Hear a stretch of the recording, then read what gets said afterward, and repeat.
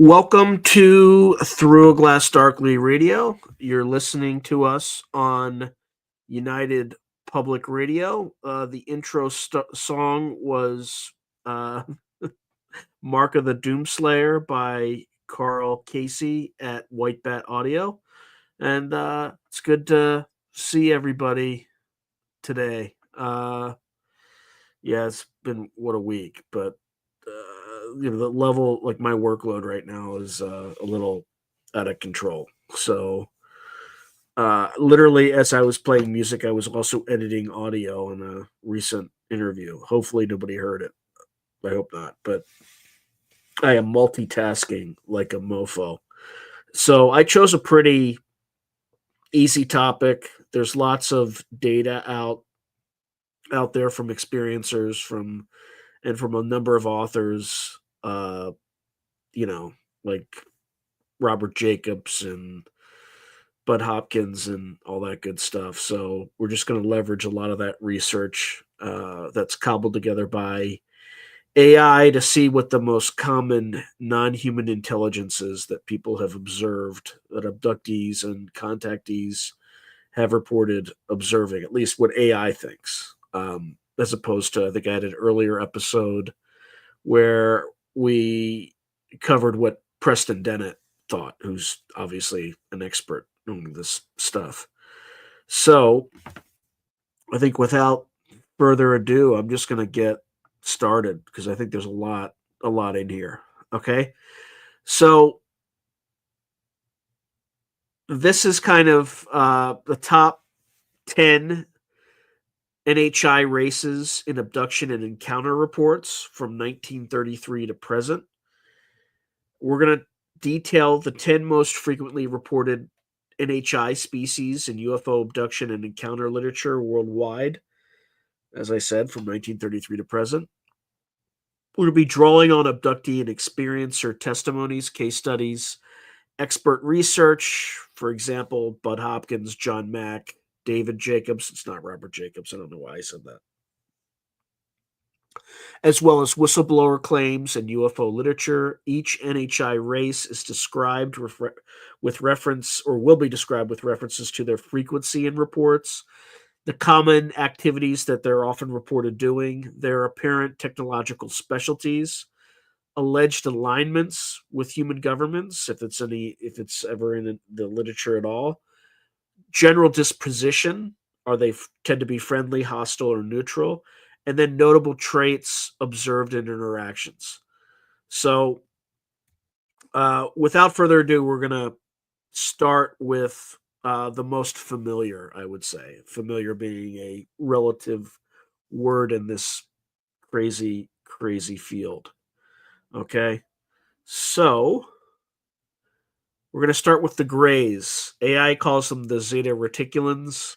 Who knows? But grays are the most commonly reported being in abduction cases.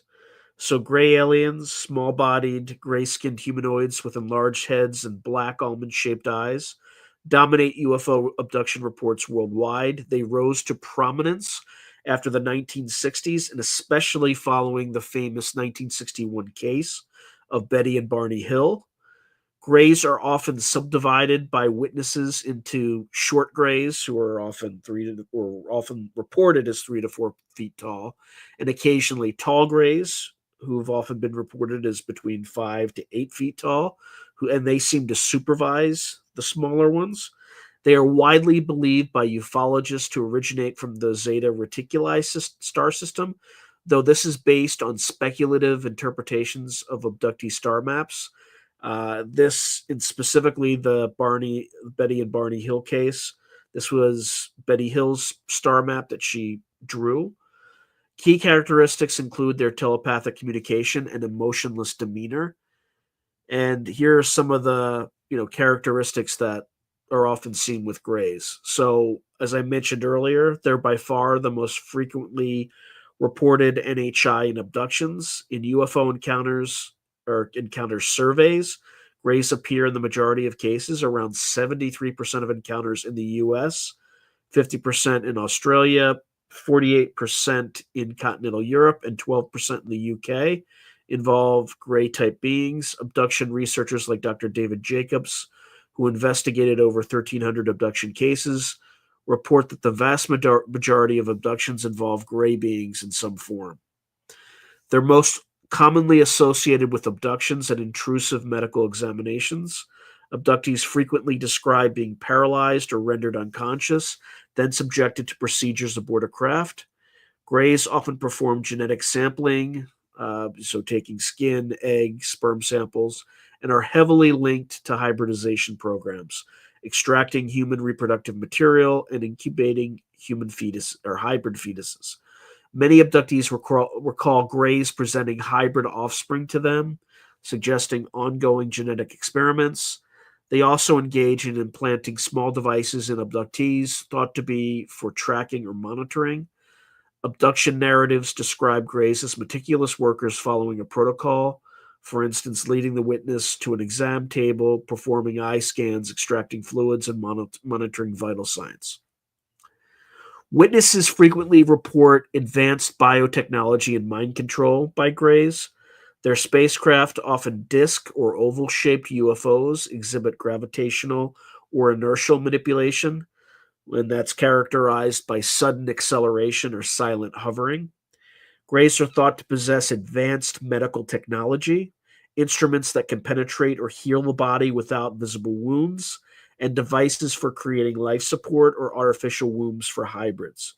They also demonstrate profound telepathic abilities, often inducing hallucinations or screen memories to mask their operations.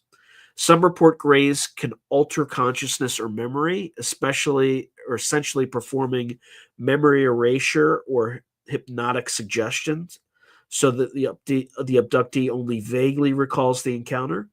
In summary, greys are often portrayed as masters of genetic engineering and telepathic consciousness. Manipulation is service of their hybrid project. In terms of government alignment, there are persistent rumors in ufology that greys have secret agreements with world governments, especially the US, dating back to the 1950s. According to some whistleblowers and conspiracy theorists, pacts such as the alleged 1954 Greada Treaty were made with greys to allow abductions in exchange for technology. However, concrete evidence is lacking, clearly. Some former military insiders, like Colonel Philip Corso, hinted at recovered gray technology being studied by the U.S. government. No public official acknowledgement exists of alliances with greys, and abductee researchers generally view greys as operating autonomously.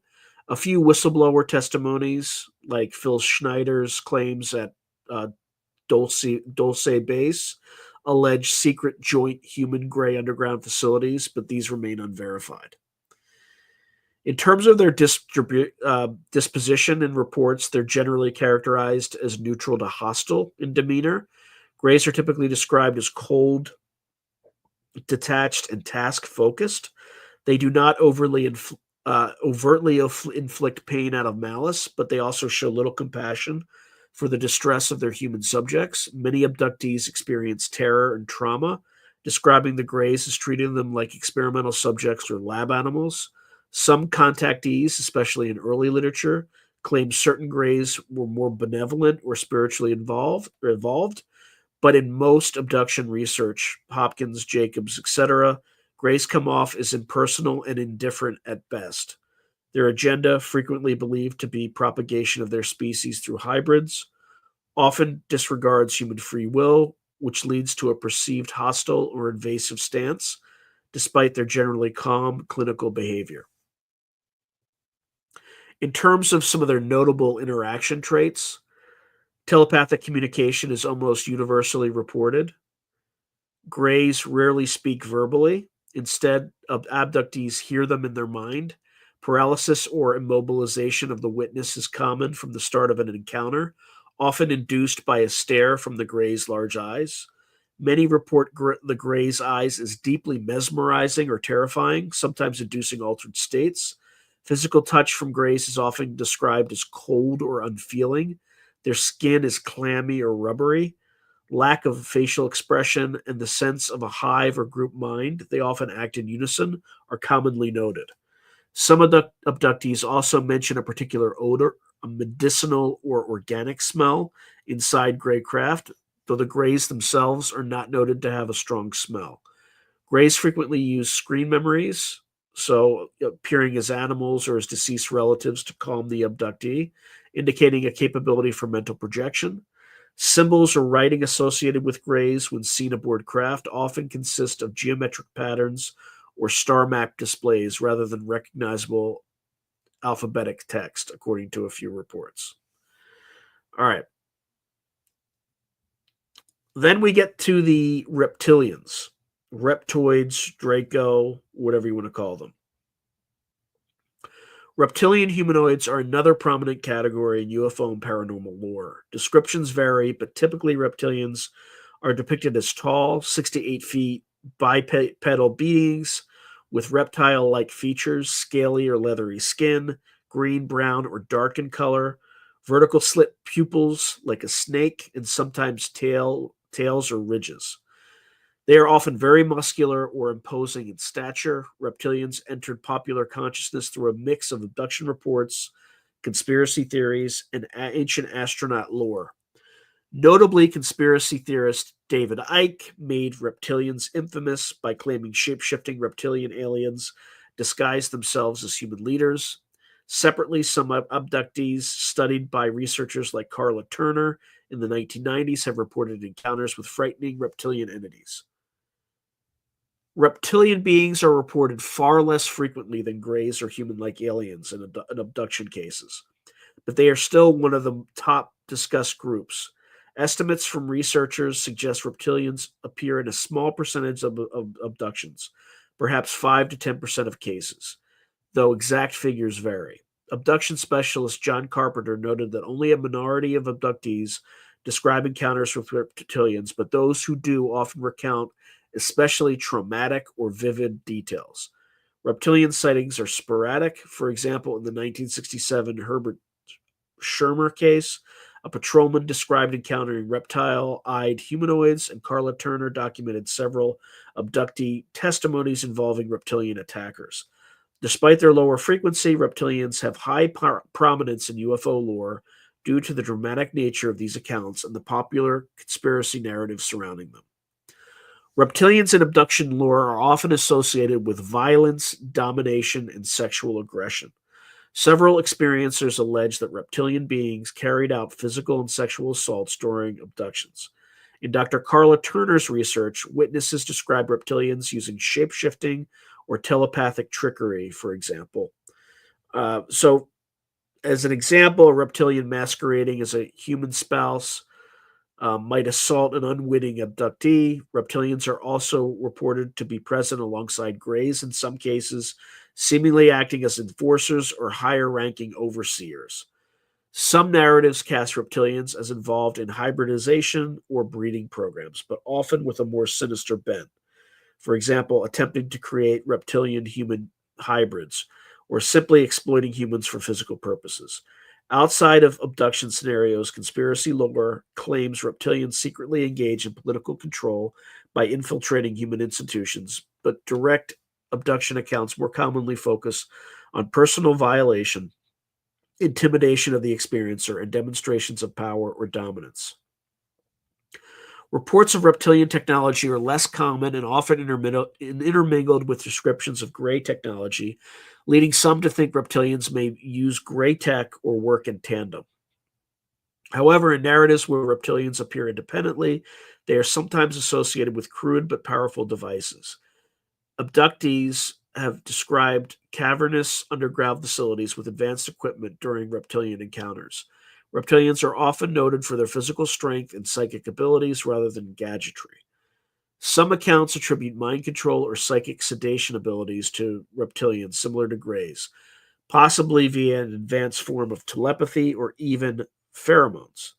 In conspiracy literature, reptilians are often said to command advanced holographic technology for shapeshifting, and they disguise as humans, obviously, and to possess potent spacecraft. One whistleblower, Former Air Force Sergeant Clifford Stone claimed the military cataloged a Draco spacefaring reptilian species among known ET civilizations, implying interstellar capabilities.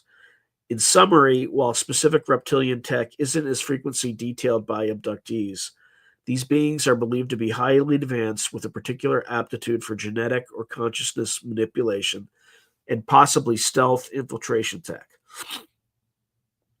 A number of whistleblowers and conspiracy claims allege secret alliances between reptilians and human elites, although these are controversial.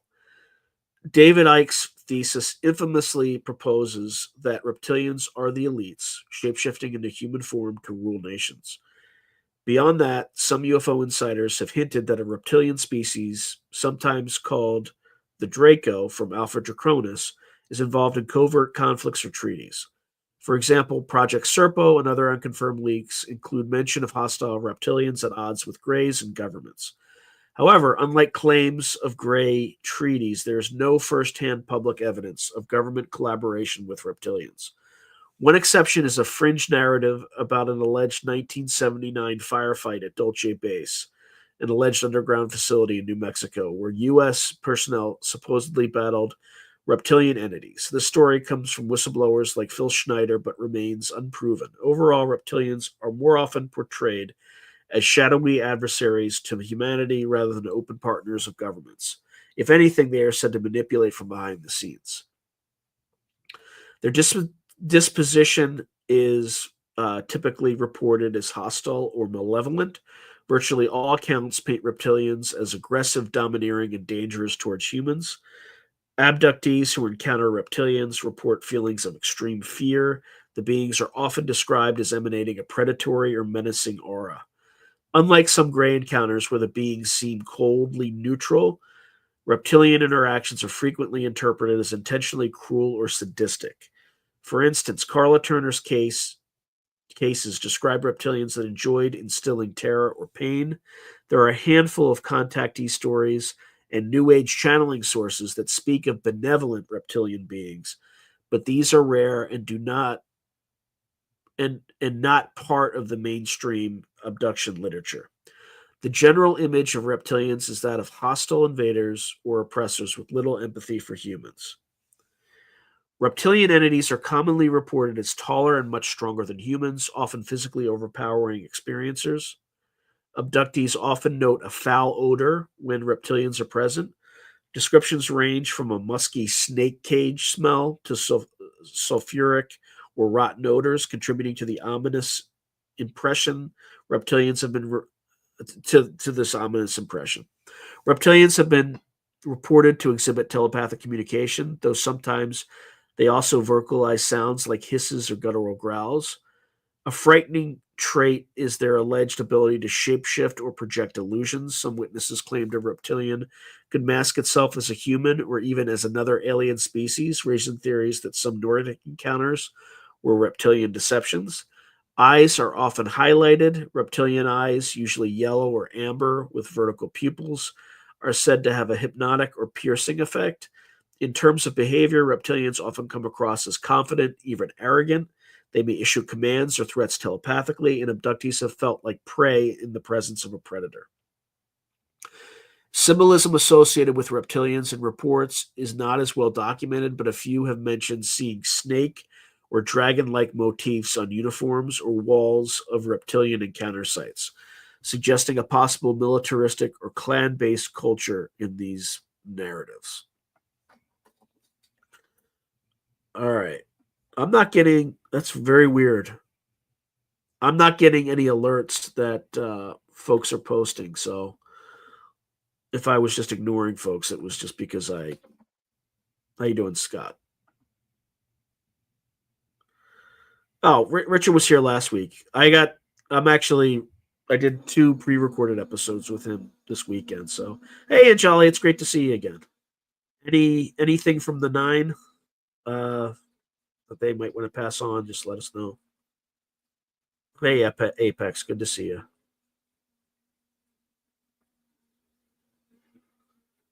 Yeah, I don't know what to think. Again, I have no experiential repertoire, at least consciously, to draw upon. How you doing, Kate? How you doing, Gray Al? Good to see you.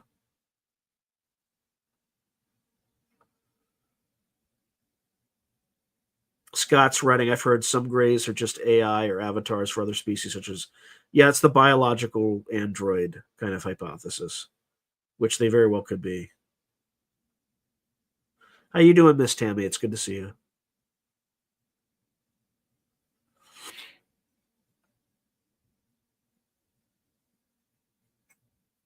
Oh, that's interesting. So DS is writing, Jack Sarfati said he was shown a picture of a reptilian that was built like Arnold Schwarzenegger.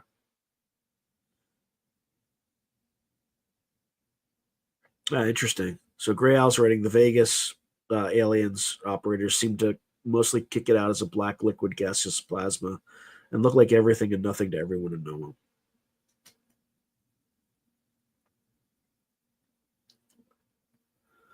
Yeah, lizard people. Hey, thank you, Terrace. I mean, Terrence, I only just got the first two out. I got 8 more to get through, but I think now is a good time to just go through and just give people a chance to breathe. No, I've never seen any of these things. Never. Yeah, that was a great show growing up. V. So, all right, I'm just gonna take a quick drink and then we'll get back to it.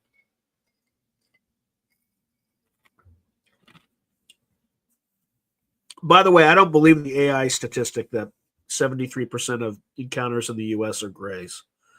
I think that's the AI hallucinating, but I could be wrong. I mean, I think it's high, but I don't think it's that high. All right, let's get back to it. All right, we'll start off a more mild group. All right, Nordic aliens, Palladians, Space Brothers. Okay, so Nordic aliens, often identified with the Pleiades star cluster, are described as tall, usually 6 to 7 feet, physically beautiful human looking beings with Nordic European features, typically blonde hair, fair skin, and light colored eyes. They are classic space brothers from the 1950s contact lore, often depicted wearing form fitting suits or flowing garments. Nordics are said to closely resemble humans and can even pass for humans in some accounts, except for their strikingly perfect appearance and at times an obvious aura or presence of wisdom. They featured prominently in early UFO contact cases and continue to be reported occasionally in abduction encounters. So Nordics were among the earliest reporting ETs during the contactee era, 1950s to the 1960s. George Adamski's famous contact claims in 1952 described Venusian Palladian people of Nordic appearance. Throughout the mid 20th century, many UFO contactees in the US and Europe reported encounters with benevolent, human looking extraterrestrials. In modern abduction research, however, Nordics appear less frequently than Greys. Some estimates suggest Nordics or other human looking ETs are involved in perhaps 10 to 15% of abduction encounter cases. Notably, a 2018 Experiencer survey, this is the free study, found that human looking extraterrestrials were reported by about half of experiencers, second to only energy beings. Now, this is a different survey than the one that said 73% were gray, indicating that human like NHIs, which would include Nordics, are quite significant. In abduction cases documented by Bud Hopkins and others, Nordics occasionally show up either working alongside Greys or as separate groups. For example, the Travis Walton abductions in 1975 included accounts of human like beings in a hangar, and some abductees recall seeing Nordic looking figures observing procedures done by Greys. Overall, Nordics are one of the most frequently mentioned NHIs after Greys, although many of the Nordic reports come from earlier decades and contactee narratives rather than clinical abduction research. Nordics are typically portrayed as observers, messengers, or protectors rather than routine abductors. In the 1950s contactee stories, Nordics, i.e., Space Brothers, landed to give warnings about nuclear weapons or to impart spiritual teachings. They often engage in friendly meetings with contactees, sometimes inviting them on board craft for conversations rather than forced examinations. In abduction scenarios, so for instance, some cases investigated by Dr. John Mack, Nordics occasionally appear to intervene to stop an abduction or to deliver a message to the experiencer after an abduction by Greys. Common themes include warning humanity about environmental destruction or war, guiding the human spiritually, or in some accounts, conducting mild medical checkups and healings. Unlike Greys, Nordics rarely perform traumatic procedures. If physical interaction occurs, it's often described as gentle. A subset of reports suggest Nordics are involved in hybrid programs as well, acting as caretakers or taking hybrid children into their society. They have also been reported to meet clandestinely with military or government individuals in some whistleblower tales. So, for instance, claims of meetings at Edwards Air Force Base in the 1950s.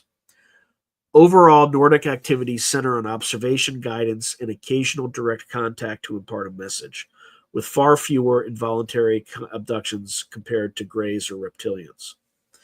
Nordics are credited with highly advanced technology, often similar to or indistinguishable from that of Greys, advanced spacecraft capable of interstellar travel, powerful energy devices, etc. Contactees in the 1950s described Nordic craft as silvery, disc-shaped or cigar-shaped ships with beautiful interiors. Nordics purportedly excel in propulsion technology. Their craft are often seen in Earth's skies, but even more so in spiritual or consciousness technologies. Many narratives emphasize that Nordics have advanced abilities in telepathy, telekinesis, and healing. For instance, witnesses claim Nordics can perform miraculous healing or can render themselves invisible at will. They are sometimes said to utilize crystal-based devices or unknown energy sources. In terms of engineering, some have described Nordic ships as crafted with organic or crystalline materials and propelled by anti-gravity or electromagnetic principles. A famous case, the Umo affair in 1960s Europe, involved alleged human-like aliens sending detailed scientific letters about their technology, though it's considered a probable hoax, that particular case. While those specifics are dubious, they illustrate the perception that human-like ETs or Nordics are extremely advanced scientifically. Nordics are also often thought to have mastered dimensional or interdimensional travel, able to shift between vibrational states, a technology that blurs into spiritual domain or into the spiritual domain. There have long been rumors of Nordic aliens being in contact with or even collaborating with certain governments. A classic story alleges that in 1954, President Dwight Eisenhower met with a delegation of Nordic extraterrestrials at Edwards Air Force Base who offered spiritual assistance if humanity would disarm nuclear weapons. Again, this is unproven lore, but widely circulated in UFO circles. Another stand of whistleblower testimony from people like former Canadian Defense Minister Paul Hellyer holds that Nordic blondes are among the species monitoring Earth and possibly working with the U.S. military. Hellyer claimed that alien species, included tall Nordics and tall whites, have been visiting Earth for millennia, and at least one of these species has cooperative arrangements with the U.S. While such claims are not officially confirmed, they fuel the idea that Nordics, often seen as friendly to humanity, might have quietly approached governments to urge nuclear disarmament or even share some technology. Additionally, an Iranian news story in 2014, meant in satire, oddly suggested that the U.S. was being guided by tall white aliens of Nordic appearance, a testament to how these rumors permeate global media. In summary, Nordics are often rumored to have liaisoned or to have liaised with governments, especially on issues like nuclear weapons, but there's no publicly verified alliance, just anecdotal or secondhand claims. Nordics are usually depicted as well intentioned and even protective toward humans. Contactees describe them as kind, wise, and radiating love or concern. They often express empathy and seem emotionally warm, in stark contrast to the coldness of the Greys. That said, not all interactions are positive. A few abductees have felt uneasy around silent, human like beings who watch them during procedures. By and large, though, the Nordic archetype is morally positive. They often warn of dangers and urge humans to improve ourselves. In some abduction cases, witnesses interpreted a Nordic's presence as reassuring or felt that the Nordic was helping them endure the experience. Because of this generally benevolent image, some researchers caution that perhaps Nordics might sometimes be a screen for other beings to lull humans into compliance. And this is an idea from Bud Hopkins. However, most direct accounts of Nordics, especially from contactee literature, emphasize their friendly, even angelic disposition, with no reports of deliberate harm. Telepathy is common with Nordics. They often communicate mind to mind, and experiencers frequently mention the Nordic's voice was heard in their native language telepathically. Many people encountering Nordics report a sensation of peace, safety, or profound love emanating from them. Physical touch, if it occurs, is typically gentle. In some healing accounts, a Nordic's touch has a calming or energizing effect. Nordics are sometimes seen wearing symbols such as a winged emblem or a stylized star on their clothing, a nod perhaps to their origin, Pleiades, or other star systems. They often emphasize universal principles, and abductees, contactees report consistent messages: concern for Earth's environment, the dangers of nuclear war, and the need for spiritual growth. Another commonality is appearance of age. Nordics often appear as ageless adults, neither obviously young nor old, sometimes described as timeless in appearance. Unlike other NHIs, Nordics can blend in. They are stories of Nordic aliens quietly observing humans in public places, their only giveaway being their unusually perfect looks or slight oddness in behavior. All in all, interactions with Nordics are often described in almost reverential terms, and many experiencers come away convinced of the benign nature of these beings. Okay. Insectoids, also known as the praying mantis types.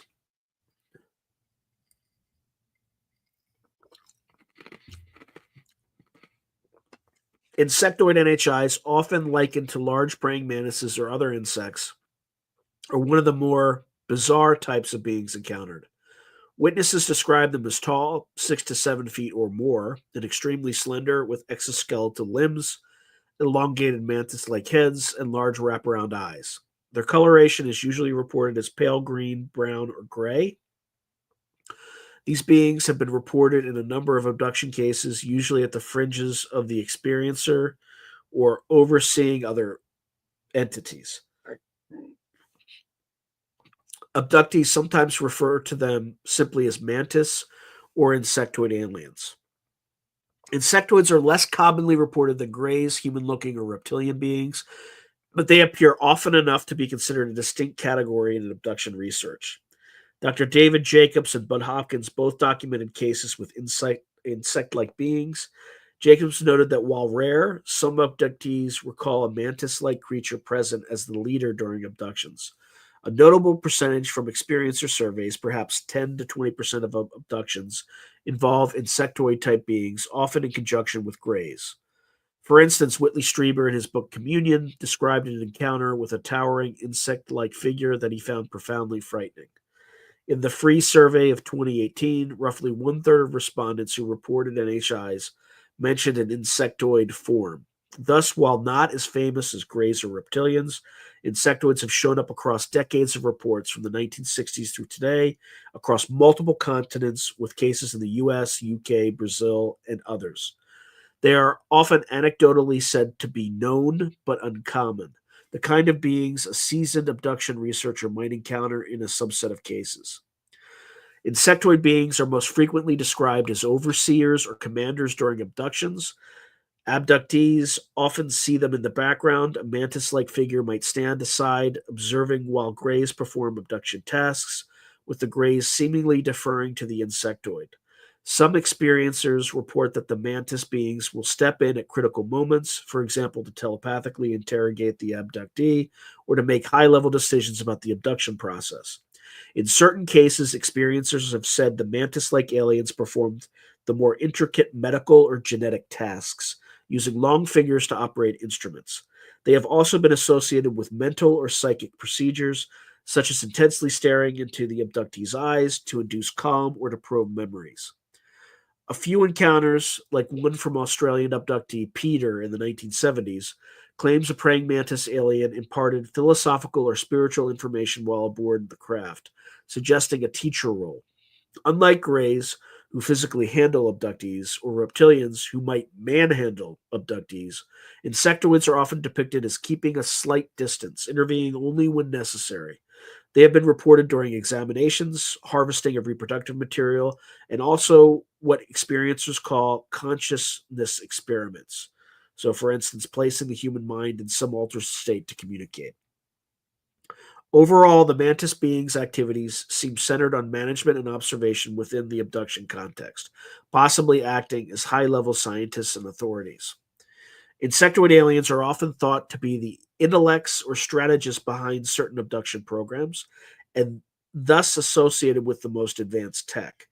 Abductees who encountered them sometimes comment that the mantis beings appeared to control the navigation or piloting of the craft via complex consoles. They are frequently linked with holographic projection technology. For example, they may generate screen images to test an abductee's response. Some have speculated that the insectoids might be masters of biotechnology, potentially the ones who engineered the greys or hybrids. Again, this is a conjecture based on their perceived authority. When described, their instruments or tools are similar to those used by greys, but insectoids might use more sophisticated mental interfaces. So witnesses sometimes feel the mantis being is directly linked into the craft's mind or computer. There are also accounts of insectoids wearing robes or cloaks, in some cases possibly indicating a different tech approach or cultural practice, perhaps using wearable technology to augment their already potent psychic abilities. In summary, insectoid NHIs are credited with extremely advanced knowledge in genetics, neurology, and interstellar navigation, effectively acting as the brains of the operation. Jacob's research even implies insectoids occupy the top of the hierarchy, overseeing hybridization projects with a dispassionate scientific precision. There are no credible public claims of direct cooperation between insectoid beings and human governments. These entities are primarily known through individual abduction testimonies rather than whistleblower revelations or diplomatic anecdotes. Their presence is usually secretive and within the confines of abductions. Some experiencers have speculated that because mantis beings seem highly intelligent and authoritative, if any government were aware of them, it might be at the highest levels of clandestine programs. But this is purely conjectural. Unlike Greys or Nordics, who feature in various alleged treaty stories, insectoids are curiously absent from government alignment lore. One could summarize that if insectoids are directing Grey abductions, any deal governments made with Greys would implicitly include their mantis overseers. However, no whistleblower has specifically said the government is working with praying mantis aliens. Thus, the alignment question for insectoids remains open and largely unaddressed in public discourse. They seem to operate in the shadows without overt human cooperation. The demeanor of insectoid beings is typically described as highly intelligent but emotionally detached. Abductees often feel that the mantis alien regards them as a curious specimen or an experiment rather than a being to empathize with. That said, some experiencers have surprisingly described the insectoids as calm and even slightly benevolent in aura, albeit in a clinical way. They don't usually display the overt cruelty of reptilians. Instead, they come across as intensely curious scientists. Many describe feeling a profound mind to mind connection when an insectoid communicates, as if exposed to a vast, ancient intellect. The effect can be awe inspiring or terrifying or both. Overall, their disposition might be characterized as neutral towards humans personally, neither malicious nor overly caring, but with a possible positive bent in terms of long term intentions. Some speculate they are trying to create something beneficial through the hybrid program, for instance. In some cases, people have felt a kind of teacher student dynamic with the insectoid, patiently explaining cosmic concepts. In others, the lack of human like emotion made the interaction deeply unsettling. So, being stared down by a 7-foot mantis can be inherently scary. So insectoids are generally reserved and inscrutable, not gratuitously cruel, but not openly compassionate either. Their motives are often seem to transcend individual human concerns. Many abductees say that the mantis beings communicate by locking eyes, during which the person hears the insectoid's thoughts or voice. This gaze can induce a trance like state.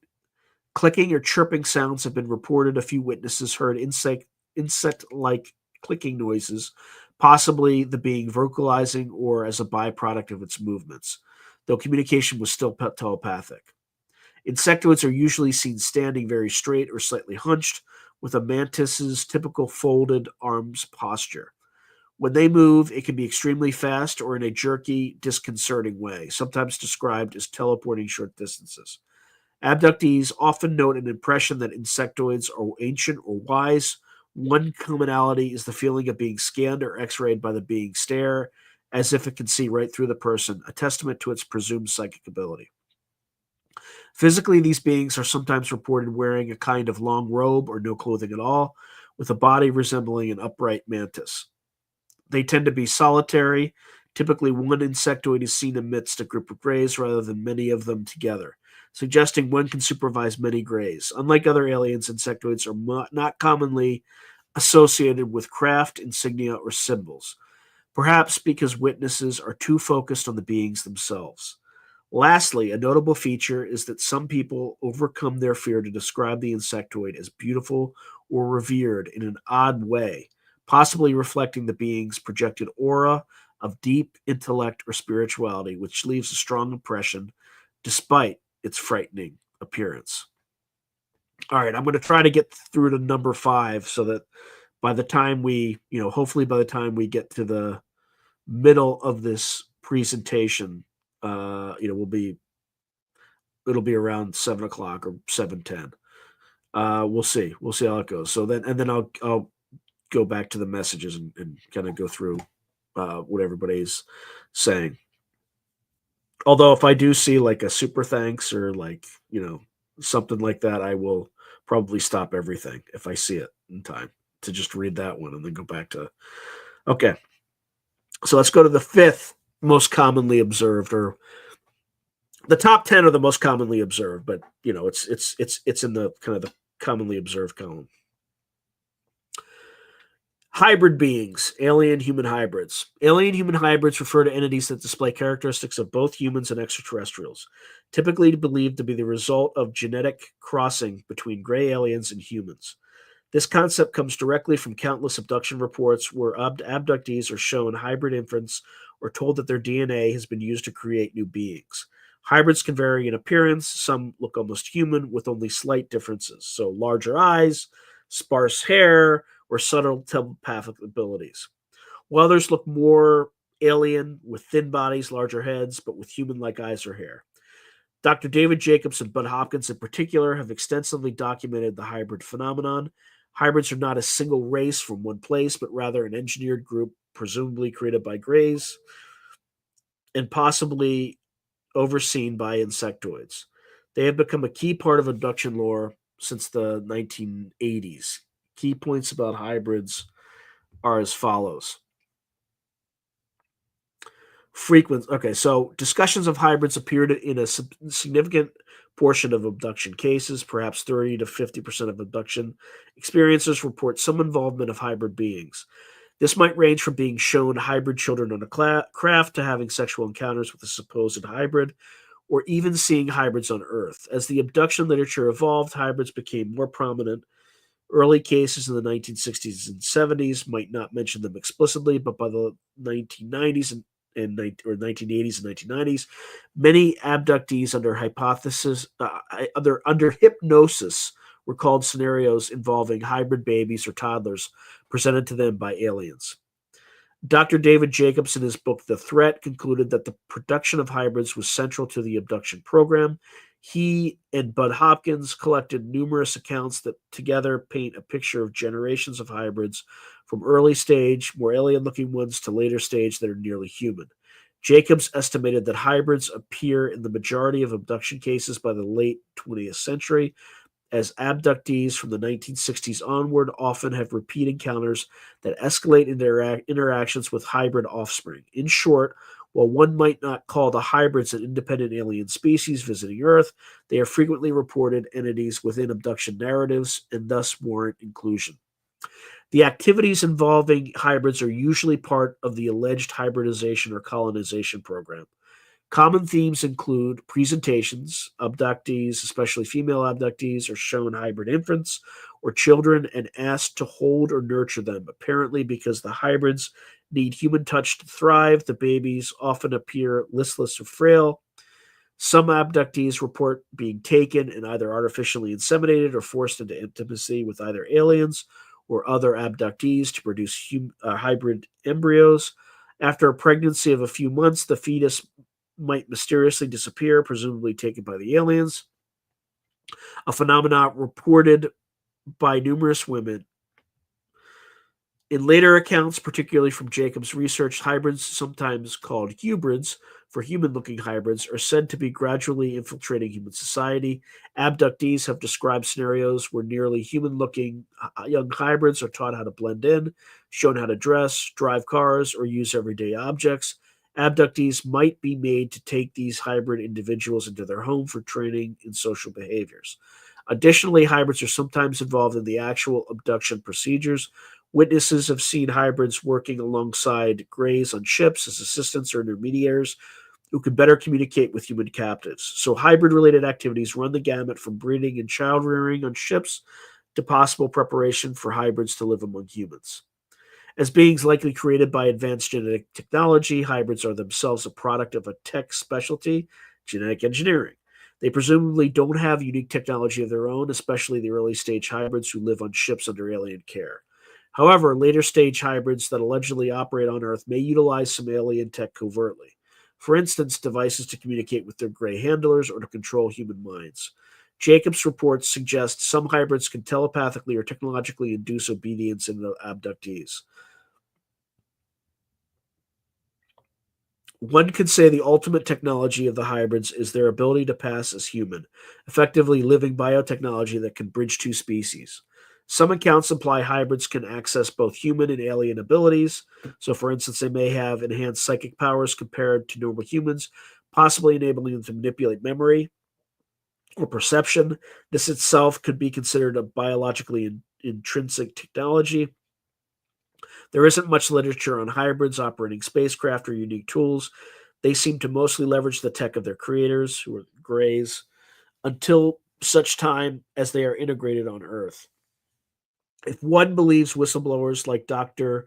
Young Hae Chi, an Oxford instructor who has spoken about aliens breeding hybrids, the specialty here is the creation of a new species better suited to survive future conditions. So hybrids themselves might be seen as a technological adaptation for colonization or survival in our environment.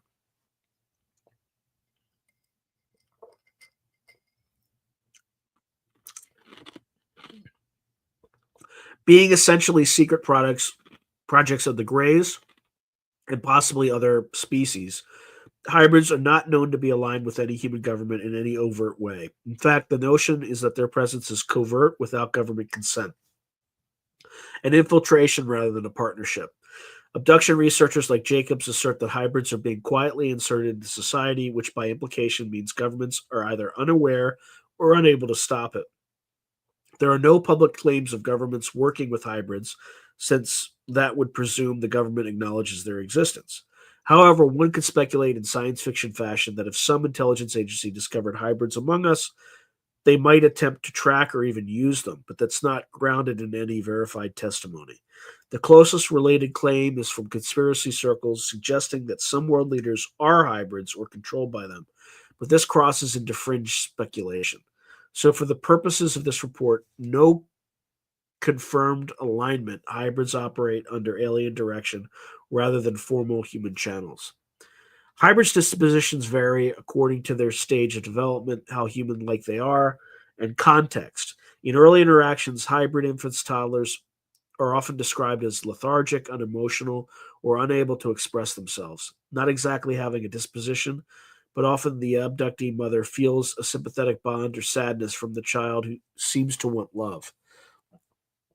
As hybrids get older in reports, some appear curious and somewhat gentle, especially those who seem more human in behavior. However, Jacobs and others have reported more alarming encounters with adolescent or adult hybrids that were manipulative or domineering toward abductees. These hybrids, while outwardly human, could instill a hypnotic control or even physically force an abductee to comply during training sessions.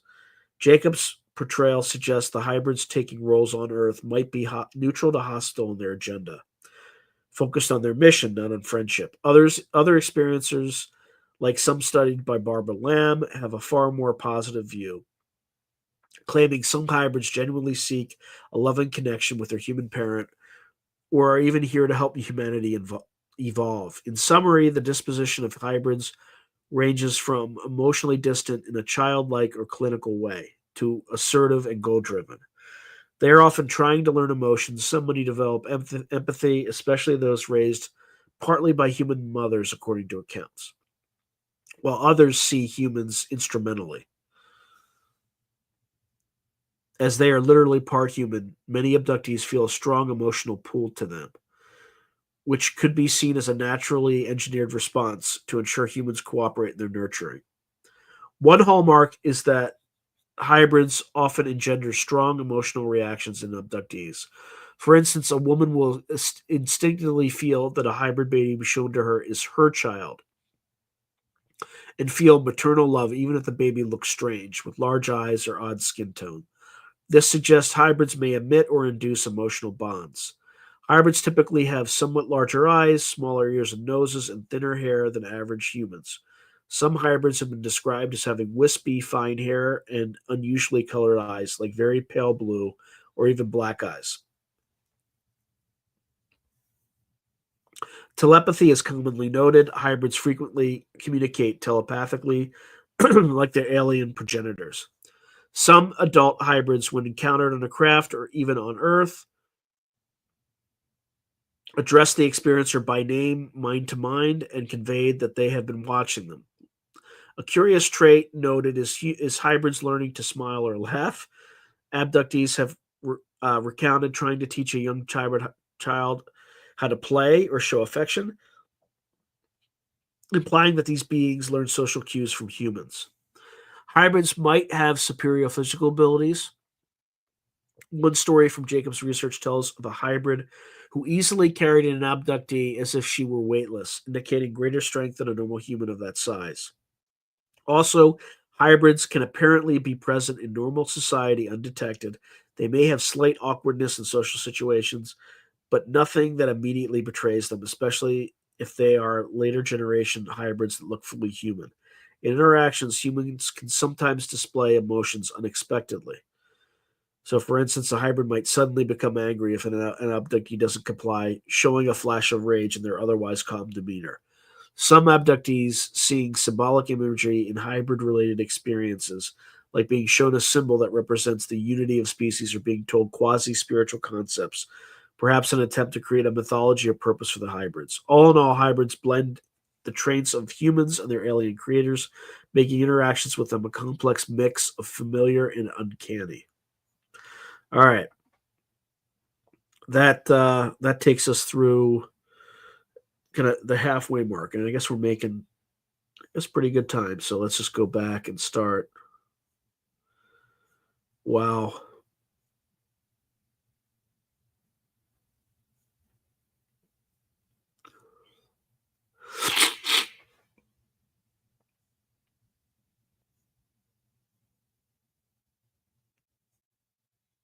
Sorry, it's taking me a while to get everything back. Yeah, let's see.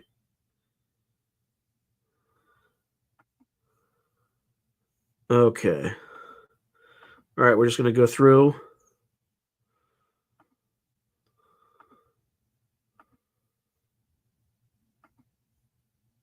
All right.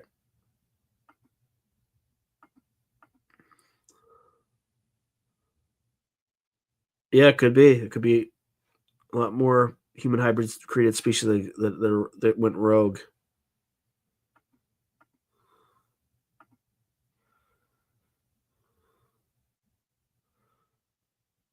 Okay. All right, Woo Riders. Look forward to the email. Hey, thank you, Terrence. Terrence writes, awesome work being done on here on the channel. Channel should have 100K subs. Yeah, unfortunately, YouTube has cut my impressions by 50%, and it's been a steady decline over the last 3 months. So the algorithm is working against me. I'm doing fine on Spotify. I don't see the same issue on Spotify, so it's a YouTube algorithm thing.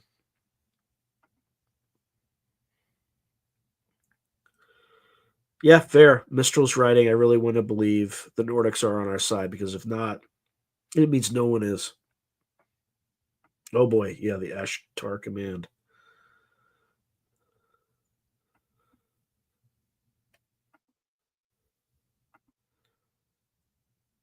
Okay, so why doesn't anyone ever say the NHI wanted humanity to disarm nuclear weapons because they wanted? Well, yeah, I mean that's basically why we didn't disarm. It's kind of like the only thing we got. There are actually so Woo Rider is right. I've talked to folks who say the Nordics NHI were helping the Yahtzees. Yeah, there's actually some stories. There's someone I interviewed. I'm like his name's. There's like a story of um, the leader of that country meeting with one in Czechoslovakia, like one just kind of showing up. So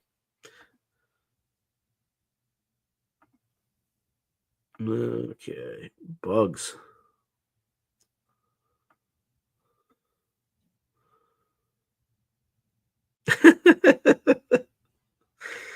I'm rolling boner dice is always keeping it real. I think if I say half the words that you say there, YouTube will ban this, will pull this video because you can't talk about basic history because the mean words, the Yahtzee words.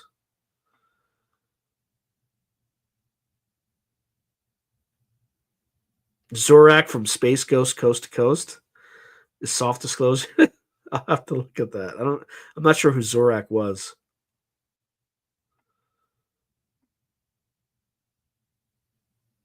Huh. Oh yeah, the Stan Romanek abduction encounter still fascinates. The video of encounters with Short Grace looking in his home window. Interesting. Thanks, John. Yep, Mistral. The Brill Society were in contact with Norbit types, and they got adopted by the Yahtzees. Lots of propaganda still. Yeah, that's the Thule Society and the Dark Sun stuff, and yeah, the coming of the race. It's like the book that was written in the 1800s, late 1800s. Huh. Yeah, it's possible, Roger. They could be, you know, a species that survived one of the major extinction events because they burrowed underground, right? So, Roger's saying ant and termite queens are believed to sometimes live up to 100 years or more. So perhaps during the age of giant insects, there was an advanced insect beings. No, I wouldn't say laugh out loud. It's totally possible.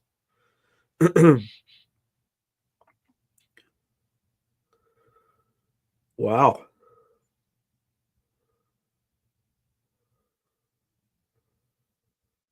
Interesting. Thank you for sharing Under Fire.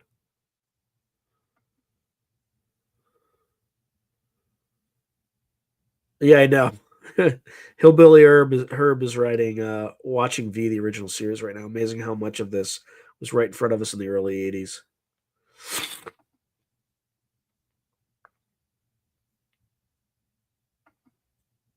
Yeah, Timeline Wars.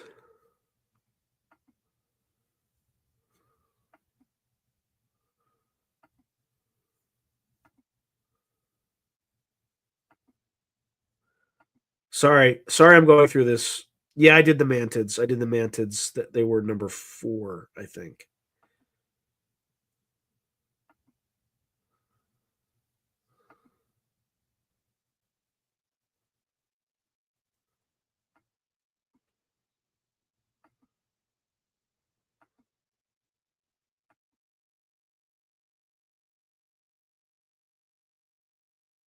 Oh my, really? So Scott Aaron is writing.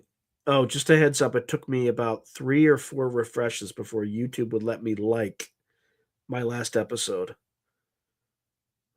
Yeah, I really don't trust YouTube. I just don't. Oh, yeah, okay. Okay, yeah, Sirach was a mantis. Interesting.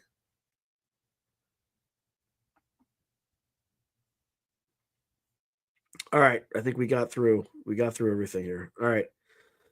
What's more unto the breach? Woo! I'm gonna go blind reading, and I'm like, I have a cold too, if you can't tell. It's been brutal. Because I don't get sick. And when I do, I just power through it, which is what you're witnessing here. Um, all right, here we go. Oops, as soon as I got on, somebody said something. Hey, Miss Tessa writes, I definitely would not want to run into a mantis alien being. Those things creep me out. And I say they're small insects. Don't know what I would do if I saw a 6 foot tall one. Oh, I had a like a regular one in my backyard. Yeah, those things are, you want to touch them because they'll like eat your finger. I mean, they're pretty intense, but they're big too, but they're hard to see because they blend into the environment really well. All right. Let's see.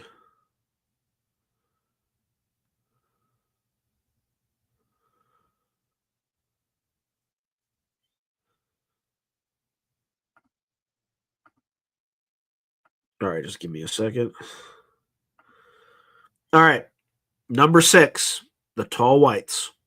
Tall whites is a term popularized by former U.S. Airman Charles Hall, who claimed to have encountered these beings during the 1960s at Nellis Air Force Base in Nevada. Tall whites are described as very tall, 6 to 7 feet initially, up to 10 feet as they age, with slender builds and chalk white pale skin. They have larger eyes than humans, often described as blue with vertical slit pupils when seen up close, and white or platinum blonde hair. Facial features are somewhat human, but with a narrow, angular shape. They reportedly have a longer lifespan than humans, and their height increases as they age. Hence, some very old ones are extremely tall. Tall whites are sometimes considered a subset of Nordic aliens due to their humanoid appearance, but many ufologists list them separately because their behavior and origin story, per Hall, differ. So reports of tall whites come almost exclusively from whistleblower and insider accounts rather than widespread abductions. Charles Hall's detailed testimonies in the early 2000s about living among tall whites at Nellis Air Force Base brought this group into ufology's spotlight. Aside from Hall, a few other alleged insiders and possibly a couple of abductee accounts have mentioned tall whites. They are not commonly reported by random civilian abductees. Rather, they appear in specific narratives involving military or government interaction. That said, after Hall's stories became public, some claimed encounters in the Nevada desert or elsewhere with beings matching the tall whites' descriptions.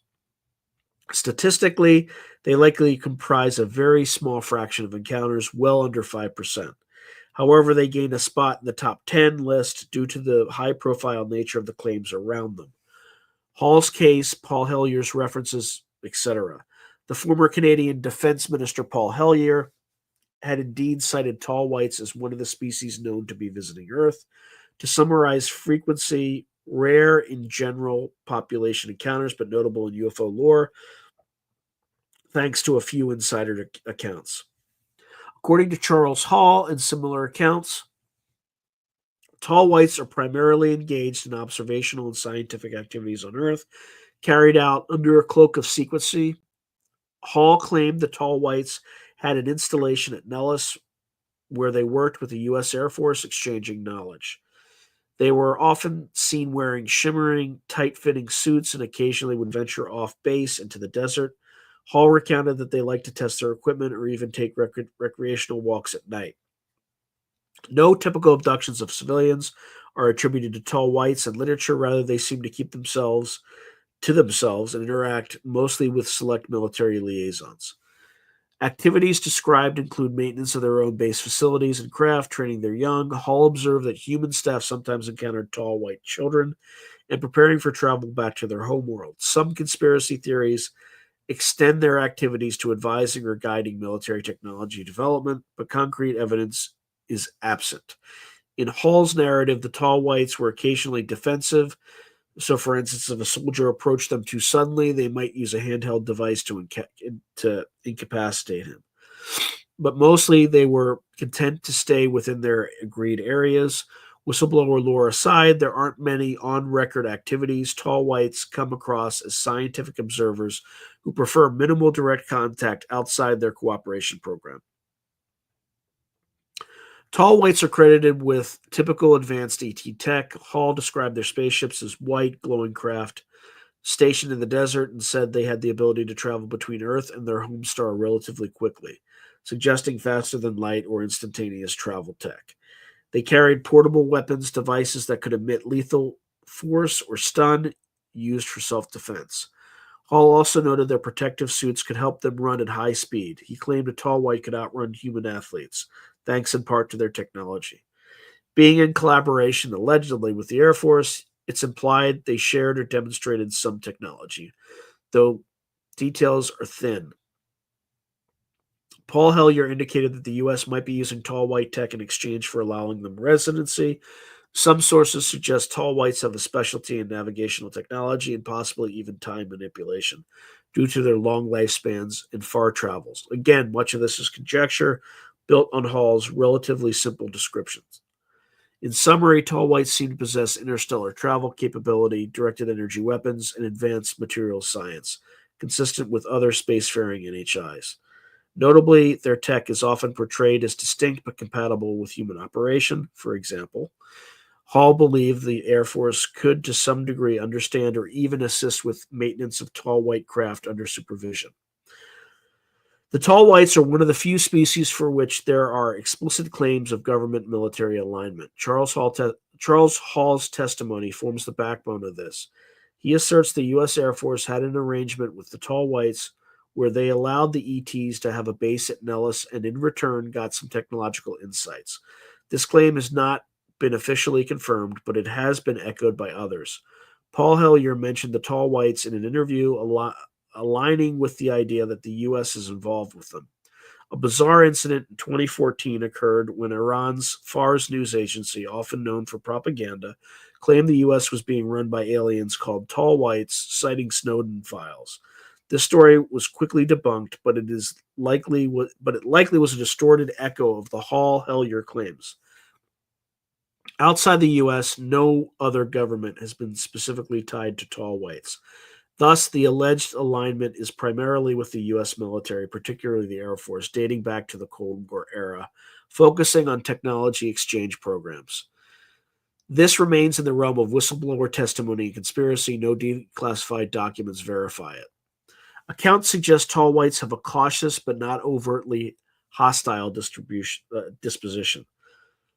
So long as protocols are respected, Charles Hall initially feared for his life around them. He described them as unpredictable if one did not follow their rules, but over time he came to view them as basically wary but reasonable beings who could even form a sort of friendship or at least a mutual respect with a human who earned their trust. They reportedly value their safety and secrecy highly. If startled or threatened, they might react violently. Hall described one incident where a tall white killed a man who cornered it aggressively. However, when interactions proceeded calmly, tall whites showed curiosity and even a dry sense of humor. Hall claimed some banter with them, and they allowed their children to play near Hall, indicating a level of trust. Overall, tall whites can be seen as neutral, not here to harm humans en masse, since they largely keep to themselves, but not overtly friendly to humanity at large either, aside from their specific contacts. If anything, they can behave in a transactional manner, cordial, but always ensuring their own needs are met first.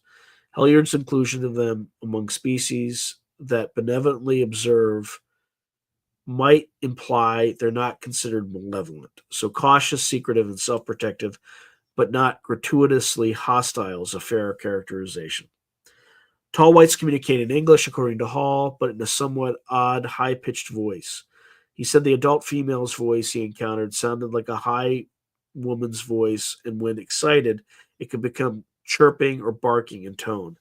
They also used telepathy among themselves, but would speak out loud when humans were present. Tall whites have an interesting trait where they grow taller as they age. A youthful tall white might be 6 to 7 feet and somewhat more similar to a human in proportions, whereas an older one could be 9 to 10 feet tall with more elongated features.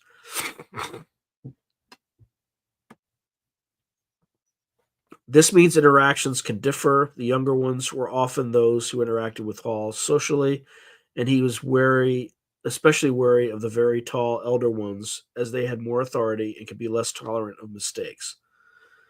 They often wear two-piece chalk white uniforms which blend with their skin and often sometimes translucent helmet-like gear. They have been seen shimmering metallic objects or panels on their suits, which possibly serve as communication devices.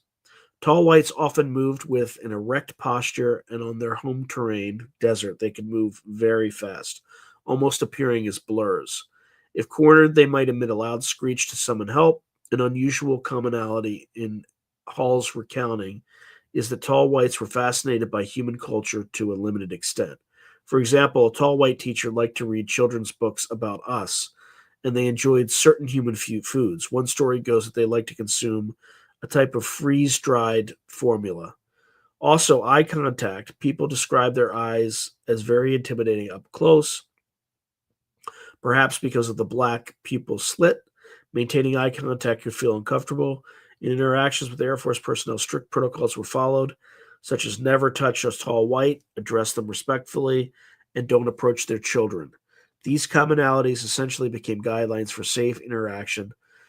Finally, symbolically, some have associated tall whites with the star Arcturus or the Orion constellation based on alleged statements about their origin, but this varies.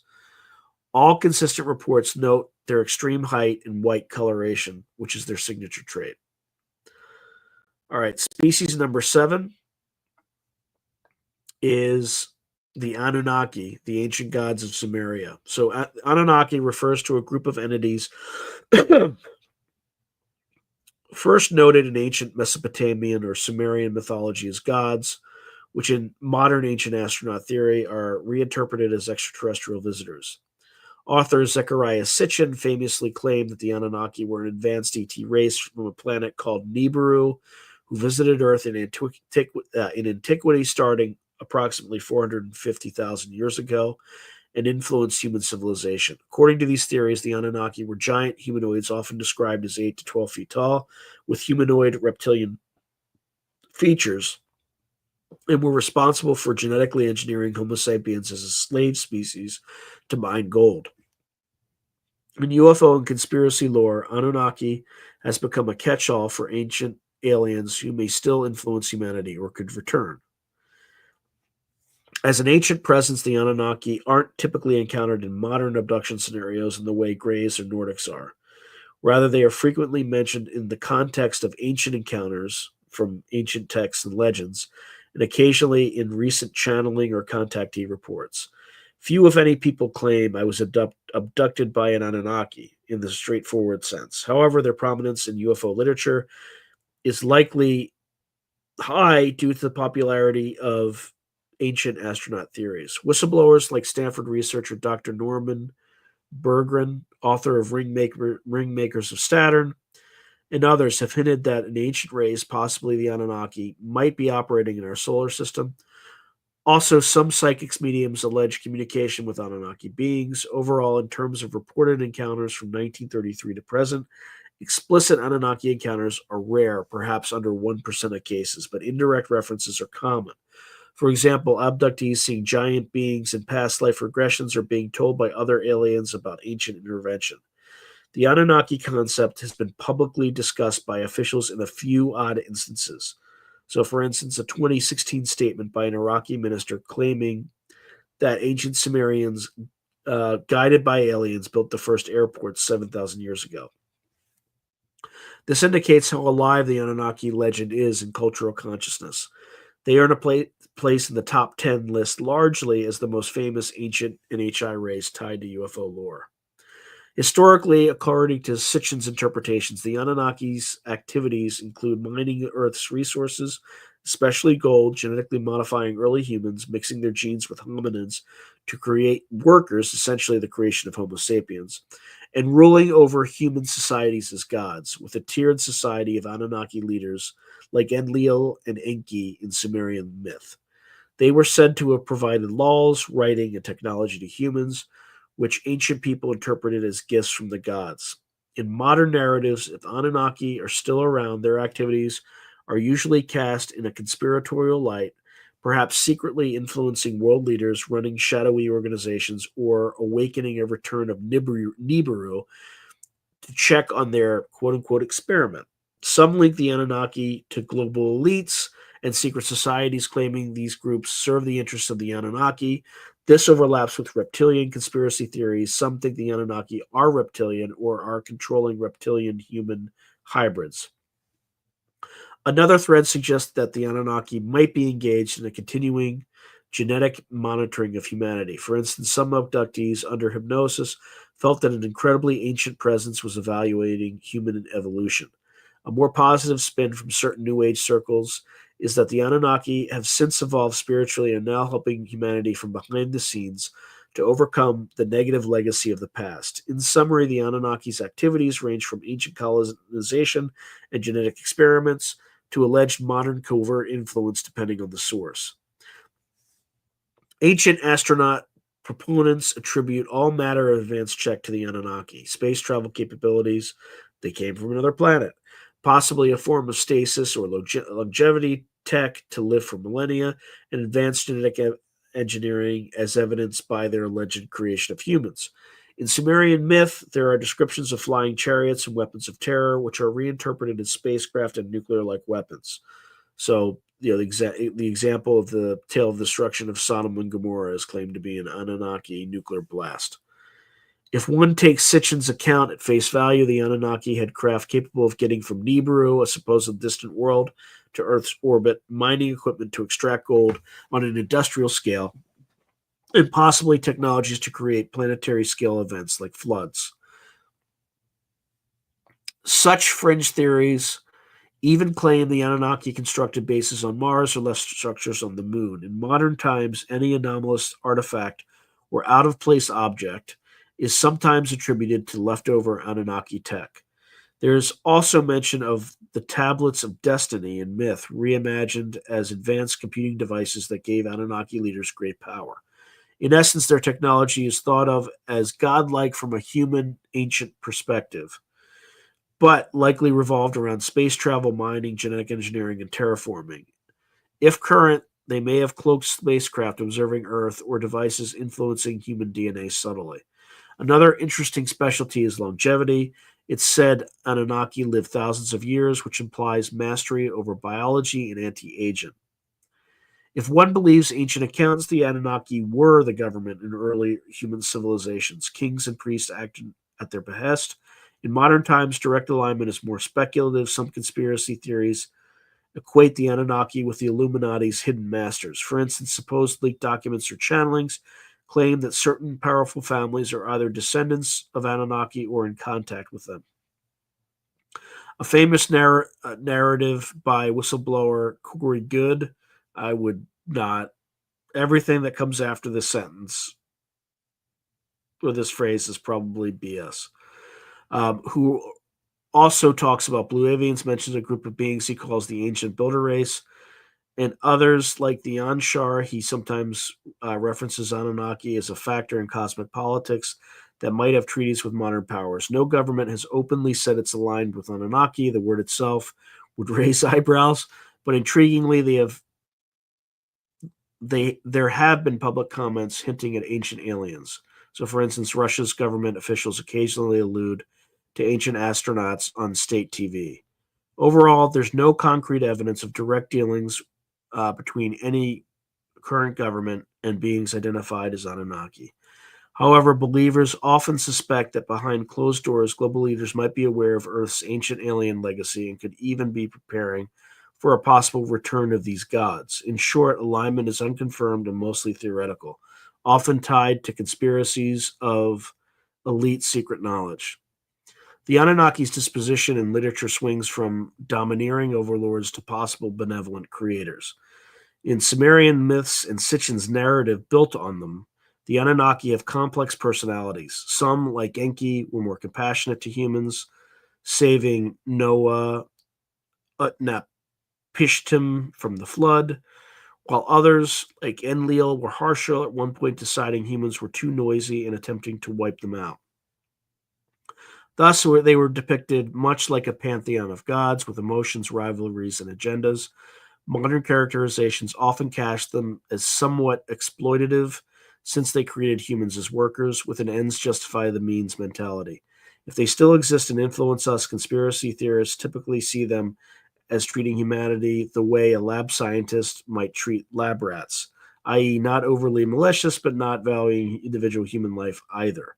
Some New Age thinkers, however, say the Anunnaki have a more positive current role, that they've grown to love their human creation, or that only some of them were bad actors, with perhaps a faction still guiding us positively. The consistent thread is that the Anunnaki see themselves as superior or godlike relative to humans, understandably if they are millennia ahead in evolution and tech. Therefore, their general disposition could be described as authoritarian, expecting reverence and obedience as ancient humans gave them. They are rarely depicted as warm or friendly on a personal level. Even Enki's kindness is couched in a paternalistic way.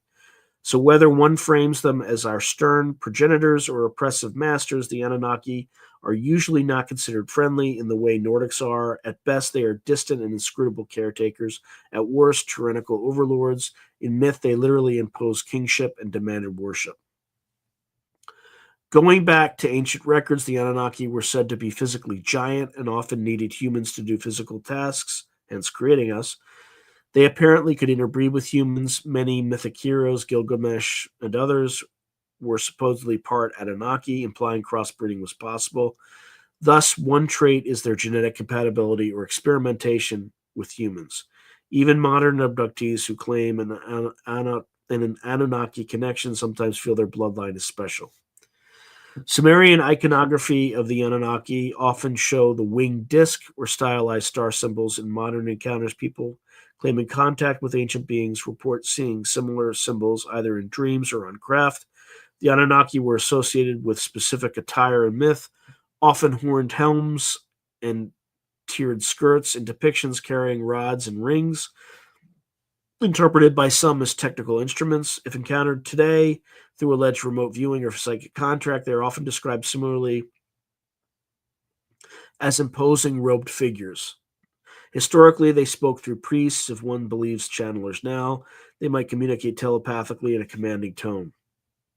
Although some claim the Anunnaki left hidden records or devices like the Ark of the Covenant or tablets, and that interaction with those artifacts can trigger visions or messages from them, a very speculative but persistent idea.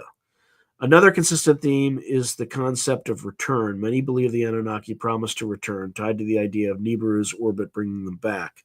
So some people who claim contact say the Anunnaki have sent warnings or signs that they will soon re-engage humanity. In essence, interactions with humanity in modern lore are steeped in prophecy and authority.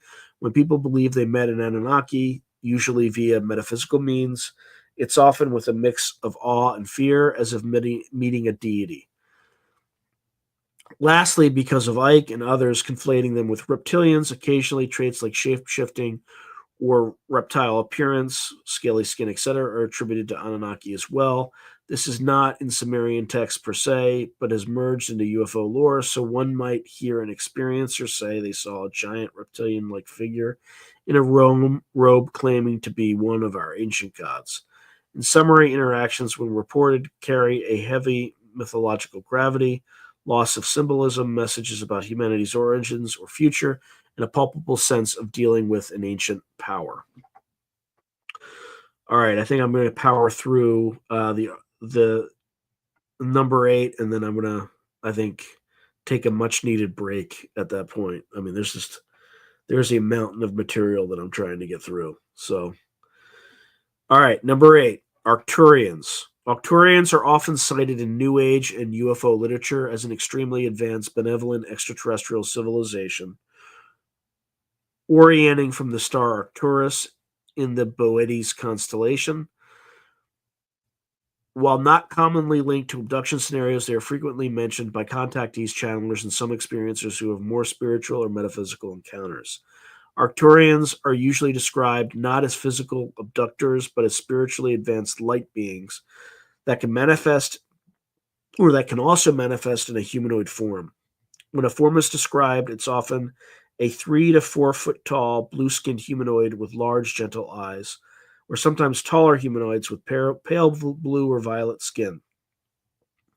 Some descriptions depict them with a slightly larger head and 3-fingered hands. They are believed to be a fifth dimensional civilization, meaning they operate on a higher plane of existence. Arcturians are not a typical presence in classic abduction cases. You won't often find them in hypnosis transcripts of Hopkins or Mack. Instead, they surface in conscious contact experiences and channeling sessions. Throughout the late 20th century, numerous channeled books, We the Arcturians by Dr. Norma Milanovic in 1990, claim to relay messages from Arcturian beings.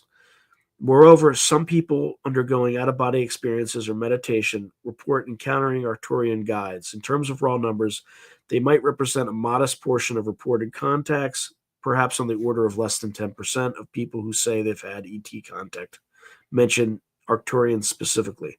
However, within the subset of spiritually inclined experiencers, Arcturians are quite prominent. The Free Survey of 2018 category of energy beings or light beings could be related, as Arcturians are often perceived that way, and that category was the largest at approximately 55%. One could infer that a significant fraction of those might interpret some encounters as Arcturian. In global UFO lore, Arcturians are among the best-known ET group, often mentioned alongside Pleiadians and Sirians in New Age circles. Arcturians are often portrayed as guides, healers, and protectors rather than abductors or experimenters. Common themes in Arcturian contact claims include spiritual teachings, imparting knowledge about higher consciousness, the soul, and the evolution of Earth. Healing work. There are accounts of Arcturian energy beings where individuals feel themselves on a ship or in a chamber being healed with light or sound frequencies by Arcturian beings. Monitoring Earth's spiritual progress. Arcturians are said to be watching over humanity, helping to diffuse nuclear threats, much like Nordics, and preparing us for entry into a galactic community. Some experiencers during near-death experiences or astral travel describe meeting Arcturian entities who guide them back to their body, implying they operate in the soul realm. When Arcturians are depicted as having craft, these UFOs are often described in ethereal terms like glowing blue or purple light ships that appear during meditation rather than as part of traumatic abduction. There are also claims that Arcturians maintain crystal technology or healing centers on their ships and occasionally take human consciousness on board during sleep for training or healing. But these are usually pleasant experiences if reported. Essentially, their activities revolve around uplifting humanity and safeguarding the planet, often behind the scenes or in higher dimensions rather than physical intervention.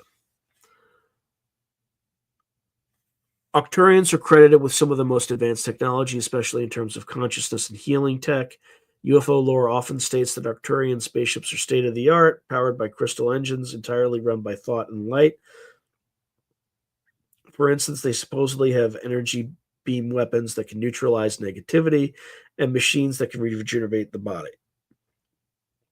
A frequently mentioned device is the Arcturian healing chamber, a kind of pod or room where a person's vibrational frequency is raised to heal ailments. Arcturians are also said to excel at dimensional engineering. Their ships can phase in and out of existence or in or out of physical reality easily. Some contactees mention holographic technology beyond imagination and the ability to create realistic environments or shift timelines. Compared to nuts and bolts tech of gray, to the nuts and bolts tech of Greys, Arcturian tech is almost like magic. They reputedly use sound, light, and crystals to achieve their effects.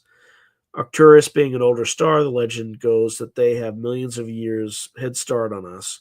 Another area of specialty is psychological technology, so the ability to perform instantaneous telepathic data transfer or to safely awaken latent psychic abilities in humans. In summary, Arcturian technology is depicted as extremely advanced, particularly in any field involving energy manipulation, healing, and multidimensional physics. There are no well-known claims of Arcturians working directly with any government in the way that stories exist for Greys or Nordics. Arcturians are usually described as operating at a higher level of consciousness where human politics are a bit irrelevant. If anything, they might liaise with individuals like select spiritual leaders rather than officialdom. One could argue that if an Arcturian wanted to influence a government, they might do so by telepathically inspiring a leader towards peace rather than signing treaties. The lack of concrete physical interaction stories also means that there's a little fodder for conspiracy here. However, some mediumistic sources claim that there are Arcturian representatives in some galactic council that indirectly interacts with Earth authorities, for example, via dreams or intuition. Again, these are speculative. Practically speaking, the alignment of Arcturians is said to be with humanity as a whole and the planet, rather than any nation. They're portrayed as altruistic shepherds who work from the background. Thus, for alignment, no specific government alliances, just a broad support stance towards Earth that transcends national boundaries. Arcturians are occasionally described as highly benevolent, loving, and wise. Their disposition is often compared to that of enlightened monks or angelic beings. People who claim contact often feel um, intense love, calm, and compassion emanating from Arcturians. They are usually patient and gentle in communication. In fact, many characterize Arcturians as having moved beyond ego or aggression entirely, a very evolved temperament. They appear deeply concerned with our well being, sometimes even emotionally moved by our struggles. Some channels report Arcturians expressing empathy for human pain and desire to help us overcome negativity. Essentially, their general vibe is friendly and protective, unlike, say, Nordics, who can be friendly but still somewhat external observers. Arcturians and accounts come across almost like spiritual guardians or mentors with a genuine fondness for humanity. Even skeptical researchers note that people who focus on Arcturian contact tend to have positive experiences rather than fear or trauma. So, disposition is very friendly toward humans and oriented towards service to others. Telepathic communication is the primary mode of interaction with Arcturians. Nearly all reports involve receiving thoughts, visions, or feelings from them rather than spoken words. Often these communications have a poetic or highly insightful quality, as if one is receiving wisdom from an advanced mind. Visual appearances in interactions can range from seeing them as beings of pure light or geometric light shapes to seeing a humanoid form with blue or violet skin wearing simple robes. Some people see Arcturians in dreams and note specific features like large cranium or gentle eyes. Healing sensations are another common trait. During an Arcturian encounter, individuals might feel tingling, warmth, or energy flowing through their body, especially if if the being is healing them or upgrading them energetically.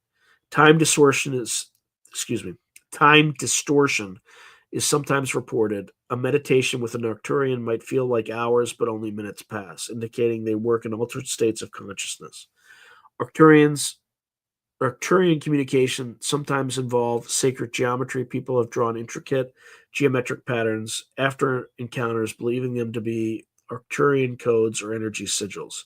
Also, the star Arcturus itself often appears symbolically. An experiencer might be shown an image of the orange giant star and feel homesick or drawn to it. In group contact settings like C-SETI style contact meditations, those who sense Arcturians often report seeing brilliant blue or purple orb-like lights, which they interpret as Arcturian light ships or probes. Physical touch is rarely described since these are usually not physical abductions, but on rare cases of materialization, Arcturians are said to touch a person's forehead, third eye area, or heart area to give a jolt of loving energy. Overall interactions with Arcturians are characterized by a mix of telepathic depth, visual light phenomena, healing energy, and profound emotional impact, leaving the human with a sense of upliftment. Whew. All right, I got two more. I'm like going blind here, guys. All right, I got to find out where we left off.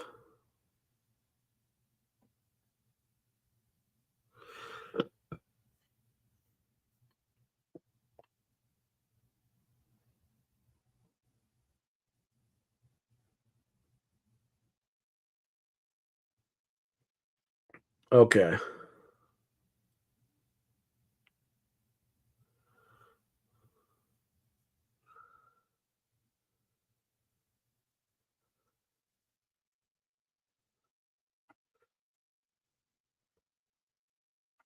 All right, I'm just going to race through these guys because, yeah, I'm running out of time.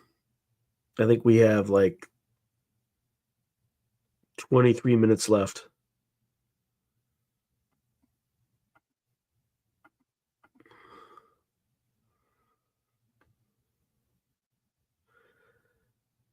Yeah, but I don't know if light speed actually makes travel to other star systems impossible because you could still get there by bending space time, which kind of renders light irrelevant, right? If light can't escape a black hole, that implies that gravity can bend space time in a way that's fast, that effectively is faster than light, but you don't violate the Earth's light speed.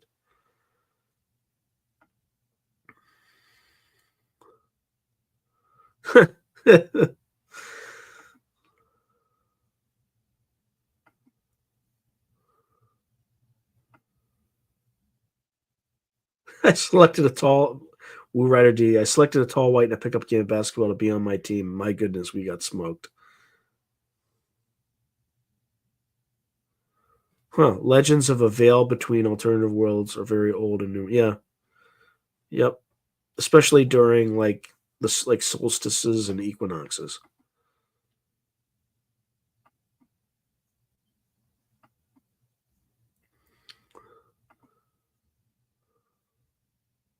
Huh. So DS is writing Ryan Musgrave Evans is a really interesting listen on the tall whites.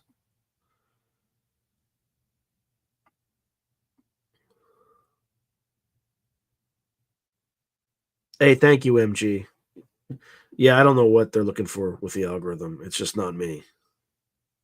In fact, like they definitely did an algorithmic change in February because they announced it, and then that's when my impressions just like got destroyed. And then I noticed that like YouTube's recommendation system just for me, not for my channel, like you have to scroll.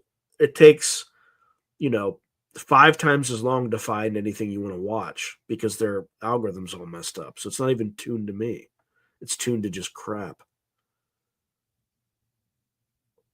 Hey, King James, good to see you, brother.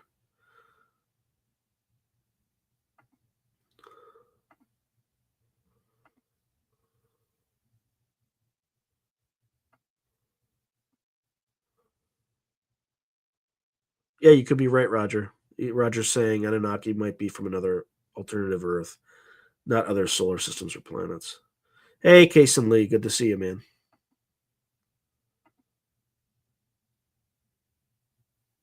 I think like Arthur C. Clarke wrote a lot of his work from Sri Lanka.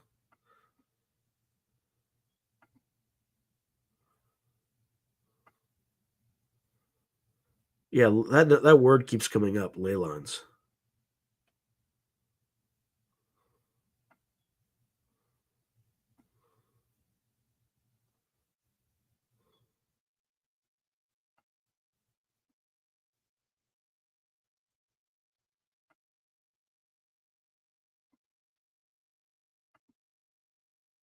Sorry, I'm just like trying to get through this quickly. So my apologies if I like quickly.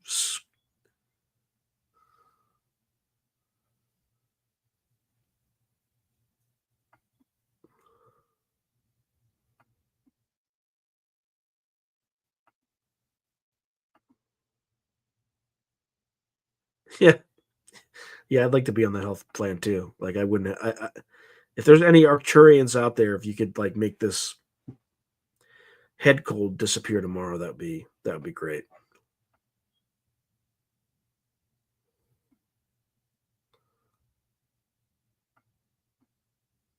Hey, Spiritual Ascension, good to see you. Yeah, Fred, I think somebody asked that earlier. What do I think about the notion that grays are just drones? I think there's a high probability that they are. Like they're, biological drones. Um, I mean, but they still might have consciousness. It could just be that they're like suits that someone's consciousness can inhabit. In fact, there's an experience that Mike Clellan had that where he inhabited one of these like a gray's body, like a suit.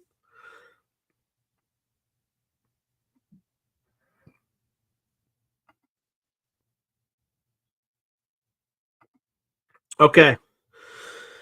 All right, once more into the breach. Let's finish this. Two more, and then we'll wrap it up. It's been a busy weekend. I'm all messed up. So then I have plenty of work to do after this. So we'll see. All right, number 9, blue avians. Blue avians are a relatively new entrant into UFO folklore, emerging prominently around 2015. Oh man, I can't believe I'm reading a whole thing based on Corey Good. All right, just take this one with a huge grain of salt. A self described secret space program insider, which is all my opinion BS. Blue avians are described as tall, 8 feet tall, humanoid beings with bird like features, covering in indigo blue feathers with slight beaks and round, expressive eyes. They are said to originate from a higher dimension and are part of a group called the Sphere Being Alliance, according to Good and a few others. The Blue Avians arrived in our solar system in the 2010s inside giant sphere craft, hence the name of the alliance, to help humanity through a coming ascension or consciousness shift. They became well known in the UFO community due to Good's extensive interviews and also gained pop culture notice through shows on Gaia and controversies involving related legal disputes. Did I mention that I think this group is utter bullshit? Okay, well, I'm just going to keep saying that throughout because I don't want to spread disinformation. Okay, I mean, like I could be wrong, but I really don't believe in any of this stuff. In this particular species, I don't think there's Corey Good. Very made all this stuff up is what I think. I could be wrong, but I don't think I'm wrong. Encounters with blue avians are extremely rare and primarily confined to the testimony of a handful of individuals, with Corey Good being the chief source. They are not part of traditional abduction research prior to 2015. However, their rapid rise in UFO lore means they're often included in lists of ET races. Other contactees, channelers inspired by Good's accounts, have since claimed telepathic contact with blue avians, but such reports are far from mainstream. So, in terms of frequency, blue avians would likely account for well under 1% of reported encounters, historically, basically zero before the mid 2010s. Their inclusion in the top 10 list is more due to recent notoriety than widespread experience or reporting.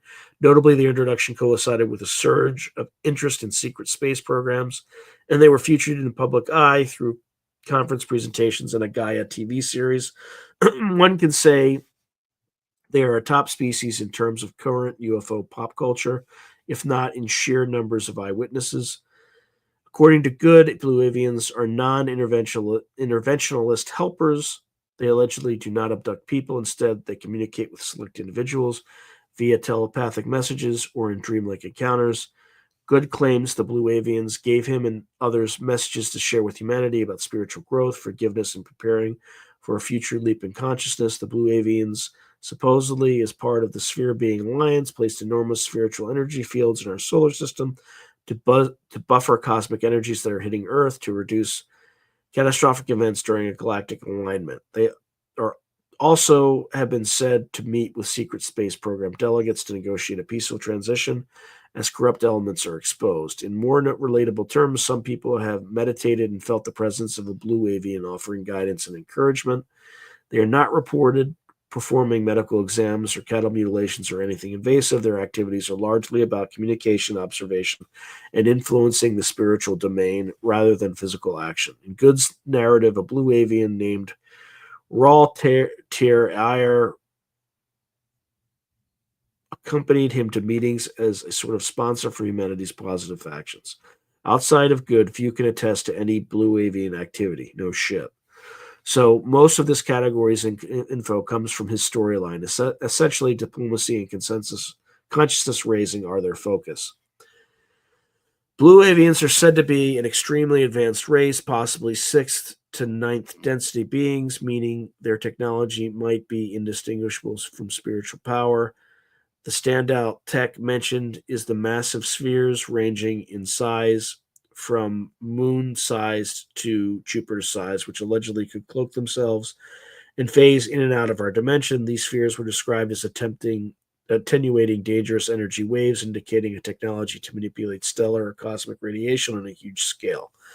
Additionally, blue avians or their Spear Alliance colleagues can, man, again, did I mention I think this is all BS? This particular blue avian thing?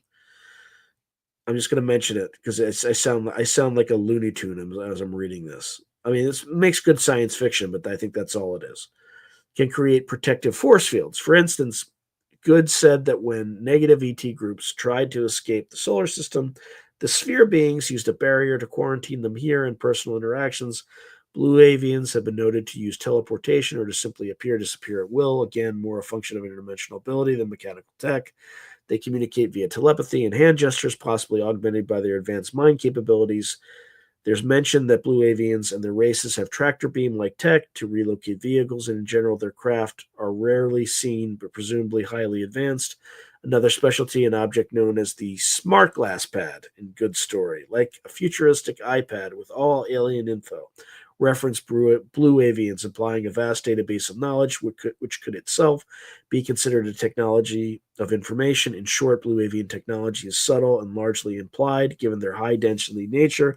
Their greatest tech might be the use of consciousness as a tool, using mind spirit to achieve what we considered advanced technological feats. There's no indication that blue avians have direct ties with surface governments because they very likely don't exist.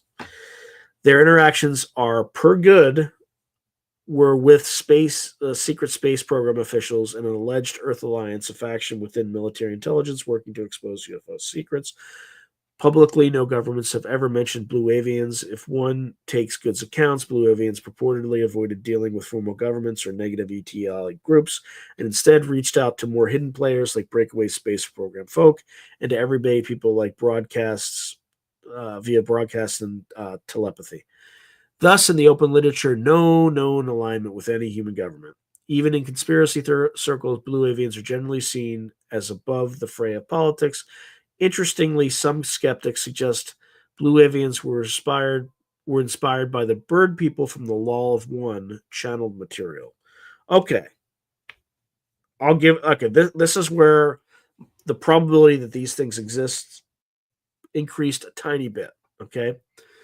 So they were inspired by the bird people from the Law of One channeled material. Ra was a 6th density social memory complex with a bird-like Egyptian god persona. If so, they align philosophically with those bringing spiritual teachings, not power brokering. All considered, blue avians do not feature in allegations of treaties or government collusion. Blue avians are depicted as extremely benevolent, peaceful, and service-oriented. They emphasize principles like forgiveness, knowledge of the self, and helping others. Corey Good mentioned they adhere strictly to the law of free will and nonviolence. They apparently would even offer compassion to negative beings rather than meet violence with violence. Their demeanor in reported encounters is calm, almost monk-like. The being raw terror, ire, communicated with a sense of wisdom and patience and even a bit of humor at times. Good said it once gave him a subtle bird-like tilting of the head that he interpreted as amusement. Essentially, they come across as philosopher sages. They did not show anger even when discussing dire issues. They maintain a neutral or positive emotional tone. If we compare disposition, they are similar to Arcturians in their alleged enlightened attitude. They also refrain from any type of coercion. So clearly friendly to humanity and spiritually uplifting in disposition. Blue avians are known for their unique manner of communication. They often greet with a gesture, raising one hand palm forward and slightly bending forward. This was described as a sign of greeting and respect. They communicate telepathically, but also use a form of sign language with their hands to convey complex concepts, perhaps to multiple recipients at once, was speaking telepathically. Their tone is described as gentle and wise. Physical presence to those who claim to have been in proximity, described a slight smell of bird dander or a sandalwood-like scent. This is anecdotal and not widely confirmed, but interestingly, some have mentioned it. The texture of their the feathers could be felt when one was asked to touch a blue avian's hand. It was like a fine down. They are said to be very light for their size, possibly because of hollow bird-like bones. This detail came out in some Q&A with Good. Blue avians introduced themselves with names that sound unusual. So Raltair, Ire. They also tend to refer to higher density concepts a lot, which can make communication esoteric. Interaction leaves the human with a strong sense of peace and a drive to self-improve. Some report a lingering energetic feeling as if being buzzed by high frequency energy. There isn't a known blue avian emblem or symbol. Their identity is the symbol in a way, but they have been associated with the law of one philosophy. Not that they directly said it, but people noted similarities such as the use of the term social memory complex, etc. They also often appear in a group of three. In Good's initial contact, 3 blue avians were present, which is an interesting pattern. Finally, artistic depictions always highlight their striking blue color and bird-like head. In encounters, humans often mention being mesmerized by the bird-like face, which is simultaneously alien-like, yet perhaps triggering an archetype of wisdom like a blue eagle or falcon-headed Thoth imagery. All these traits combine to make blue avians one of the most distinctive and charismatic NHI types in recent, I would say, lore. It says lore here, but I would say science fiction. Yeah, I don't know why AI, of all the things that I've read through, that is the least likely to be real, like by a mile. All right. Let's see. All right, let's get on to the next one. All right, so this is the final one. Let's see if I can get it done in 7 minutes. Luminous energy beings of light. Okay, this is like straight down the middle, right? This is like there are definitely reports of this. Many experiencers report encounters not with solid flesh and blood aliens, but with entities composed of light, energy, or some ethereal substances. These beings of light are a broad category that can include what some interpret as angels, spirits, interdimensional travelers, or simply extraterrestrials in a non physical form. They often appear as glowing orbs, translucent humanoid shapes, or columns of light. Some entities have been encountered in abduction and contact cases, near death experiences, and psychic visions. Because they lack a defined race name like the others, they are grouped by form and nature rather than a specific culture or planet of origin. Many abductees have initially thought they were seeing an angel or religious apparition when a glowing figure appeared during an encounter. UFO researchers like Raymond Fowler in the Betty Andreasen case and organizations like Free have taken note of these types of encounters. Key points about luminous or energy beings. Reports of energy light beings are quite common, even possibly even more common than any single alien type when broad contact experiences are considered.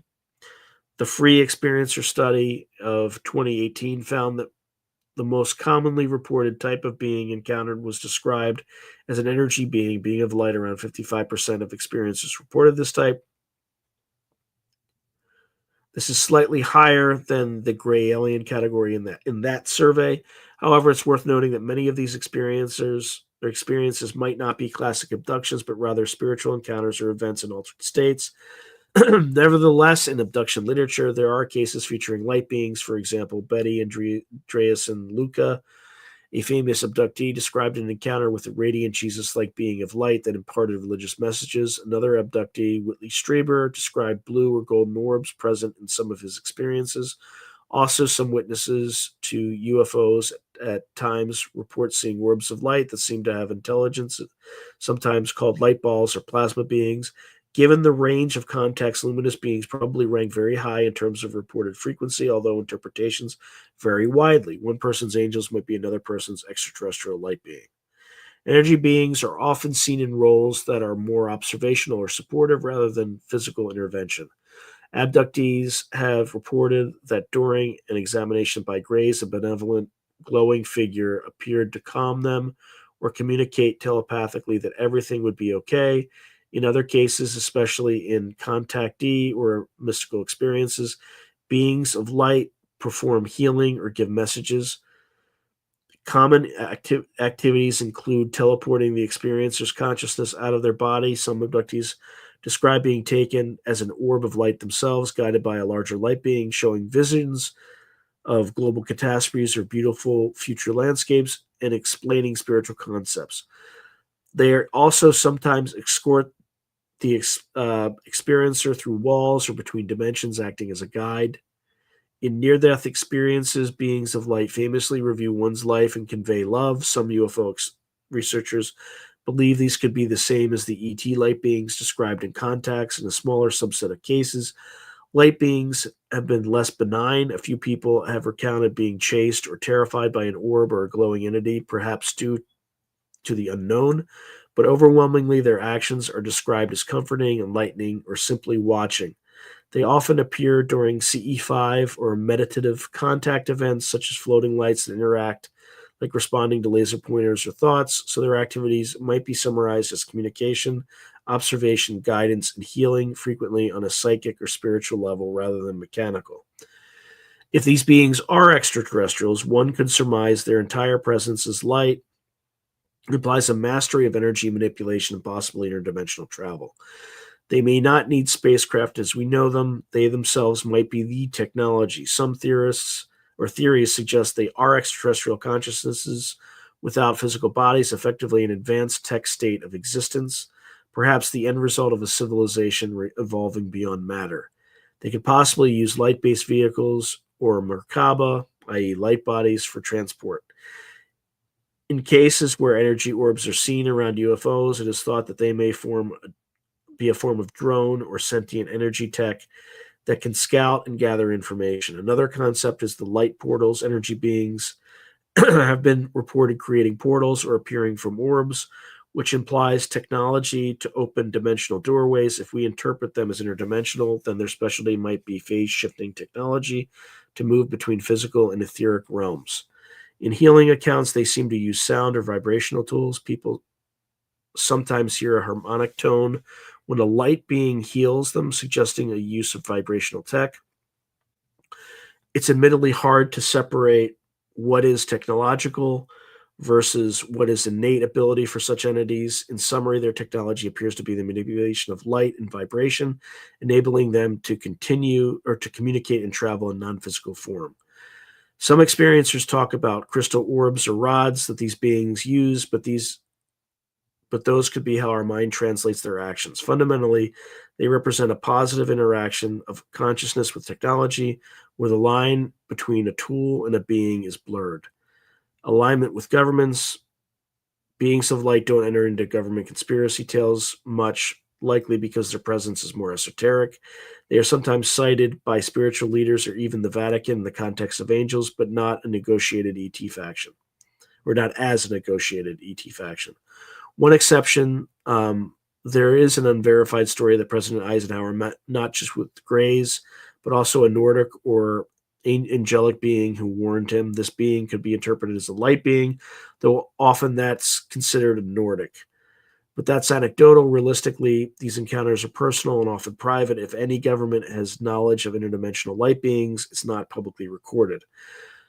So no alliances or alignments are associated with them in UFO lore. They operate on a person-to-person or person-to-soul level.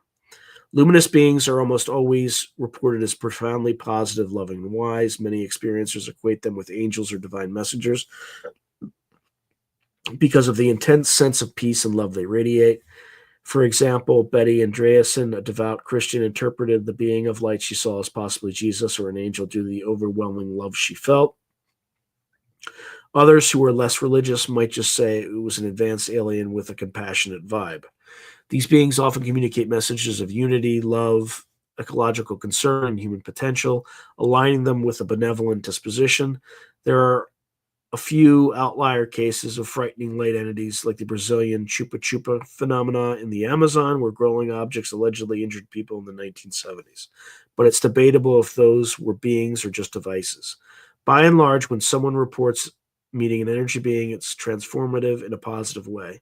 Some experiencers even shift their entire worldview after such an encounter, becoming more spiritual or peaceful. Thus, the general disposition is friendly and even guardian like. Telepathy and direct mind to mind knowing are key. People are often say the light being didn't even need to speak. Information and feelings flowed directly into them. Intense emotional impact is a trademark. Many are brought to tears of joy or feel an all encompassing love in the presence of a being of light.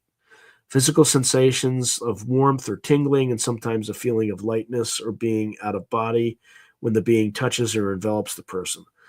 Some report that beings of light know them or knew them intimately, conveying personal knowledge or calling them by a soul name. Appearance details vary. Sometimes a humanoid silhouette is seen within the light. Other times it's just a ball of light that moves intelligently. Colors report Colors reported include white, blue, golden blue, or violet light beings. Occasionally, people see facial features in the light, often vaguely human or just eyes. There's often a lack of clear, distinctive features, which sets them apart. Say Nordics or sets them apart from say Nordics or Greys. They might appear as just a robed figure of light without clear limbs. Symbols or messages are often spiritual. Crosses, mandalas, or other religious iconography might accompany them, or they impart universal symbols like showing the earth in light. Time spent with a light being is frequently described as feeling timeless, or a few seconds of contact might impart hours of understanding. In group settings, sometimes multiple people see the same light phenomena, other times only one person perceives it. Interestingly, a number of abductees have mentioned that at the end of an abduction experience, after the aliens were done, a light being appeared to them either in the ship or in a dream to comfort them, indicating possibly a different faction stepping in. In summary, interactions with beings of light are characterized by telepathic communication, emotional and spiritual depth, gentle healing touches, and appearances that blur the line between ethereal and form. They often leave the experiencer with no doubt that they encountered something holy or transcendent, whether interpreted as alien or divine.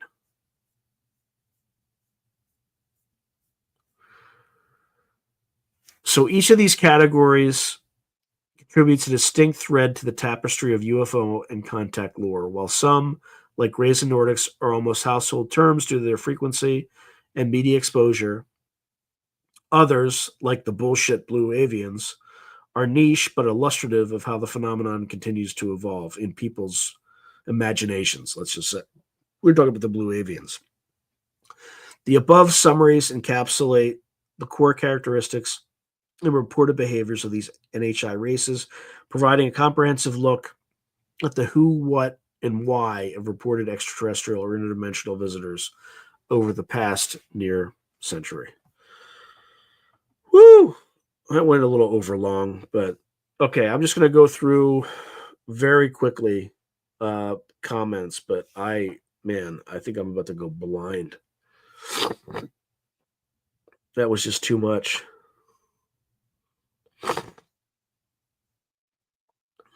Okay.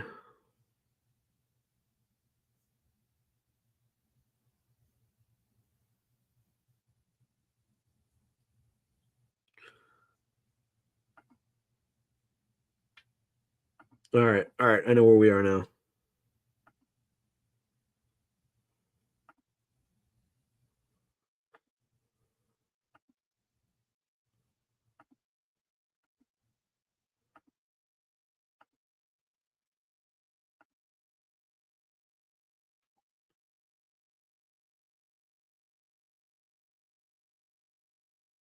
Yeah, everybody check out Case and Lee's channel. It's called Unknown Archives.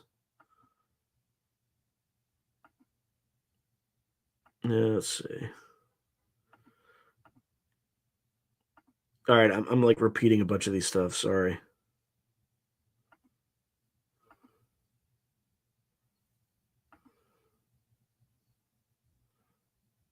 Interesting. Yep. Arthur C. Clarke in Sri Lanka.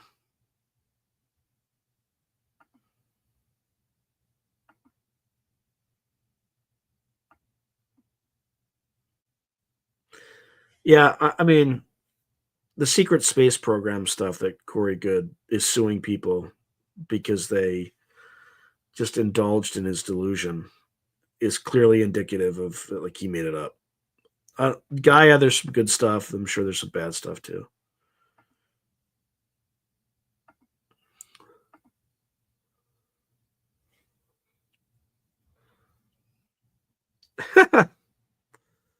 Blue dude who whistles and kills people with a magic arrow. Guardian, yeah, there's a good blue alien. Oh, Cliff High talks about him. That's interesting.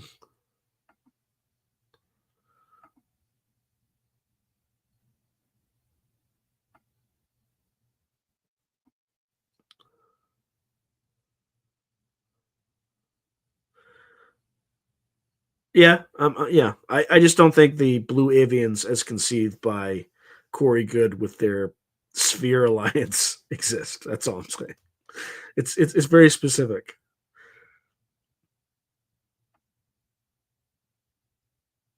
Yeah, exactly.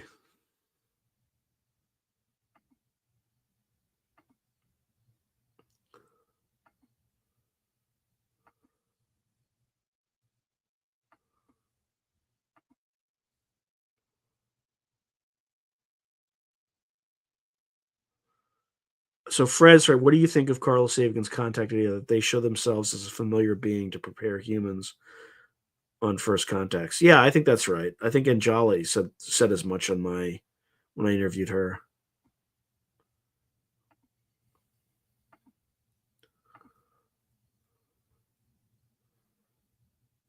I mean, the closest thing to angels would have been light beings, but yeah.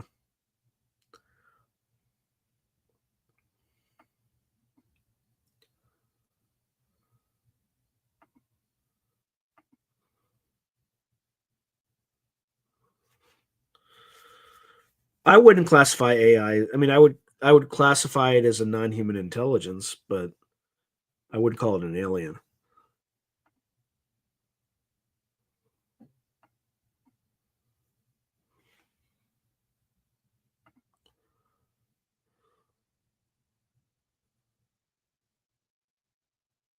Yeah, so Scott's asking, do you totally dismiss the 20 and back model? I'm on the fence. I sometimes wonder if Good did in fact have some experience and was offered a deal by the government to be a controlled whistleblower. Um, I don't totally dismiss anything, but I would say 99.999% chance it's bullshit.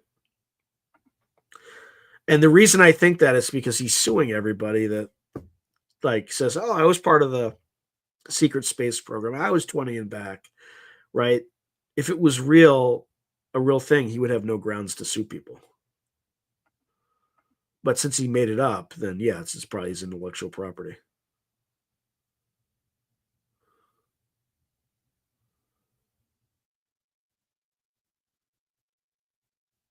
Yeah, so Scott said to steer the conversation in an approved direction. I find other 20 and backers accounts somewhat compelling. Maybe I just want to believe too much. Yeah, I mean, for me, the linchpin is that he's suing everybody for stealing his idea.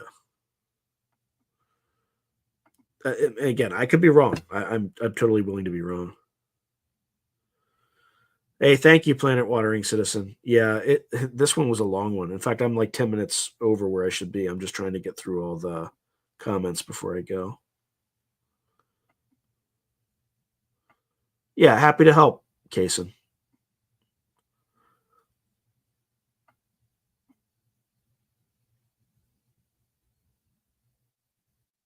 Um, it's a good question, Lucid. So, which do you think are real, or have you encountered yourself either in real? So, I may have seen an orb once, but it happened so fast it was less than a second. Um, and I could tell you what it wasn't, but the two things I narrowed it down is it was either a extremely powerful spotlight that a bunch of teenagers shined from in front of my house to the back of my house, But that I would see the light ray coming from like and then and then I saw what looked like a basketball sized orb that kind of just looked like a mini sun. It was just orange, but it happened so fast that it was hard to process. Right, it's like an after image on your retina. So, like the light being thing, I think is likely. I think there are plasmoids out there. Uh, that's the only thing I would say that I possibly encountered in the real world. Uh, in terms of in dreams, I've definitely seen grays in dreams. Right. In fact, I was in a dream. I was asked by one if they showed up, would I get on a craft? And I said, "Yeah, hell yes, absolutely, no question. Get me the hell out of here." But it was a dream. So, but given the number of accounts that are out there, I think grays are likely real. Um, Nordics or just some intelligence that projects a Nordic, likely real. Uh, Reptilians, they're such a small percentage; it's hard to tell. Uh, Tall whites, I think, are less likely to be real because it's based on kind of one guy's account. I mean, Hellier talked about it a little bit, but he might be confusing it with Nordics. So, yeah, I think maybe three of the group that I talked about are, based on just the sheer evidence, likely to be real. I mean, we just had Eric Davis the other day said that there were four known species. So, I would probably put mantids in that category as well. But he also included reptilians. I don't know. Like if you talk to Preston Dennett, who's like done very methodical interviews of people, reptilians are reported, but they're very rare. So I don't know. But that's a good question.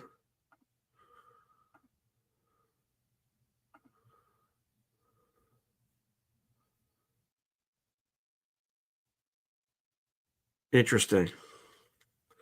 So Overlander BC is writing, I have conscious experience with tall blue aliens, and I have mixed feelings about the authenticity of their outward emotional projections. Yeah, I mean that's what I think Jason Sands reported, these blue aliens.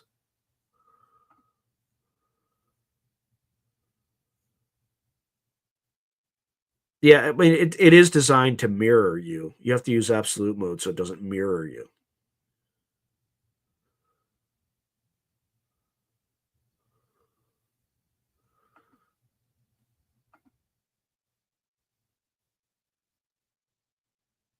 Yeah, like, I'm open to any of this stuff, but I'm just in terms of, like, I just think in terms of probabilities of true.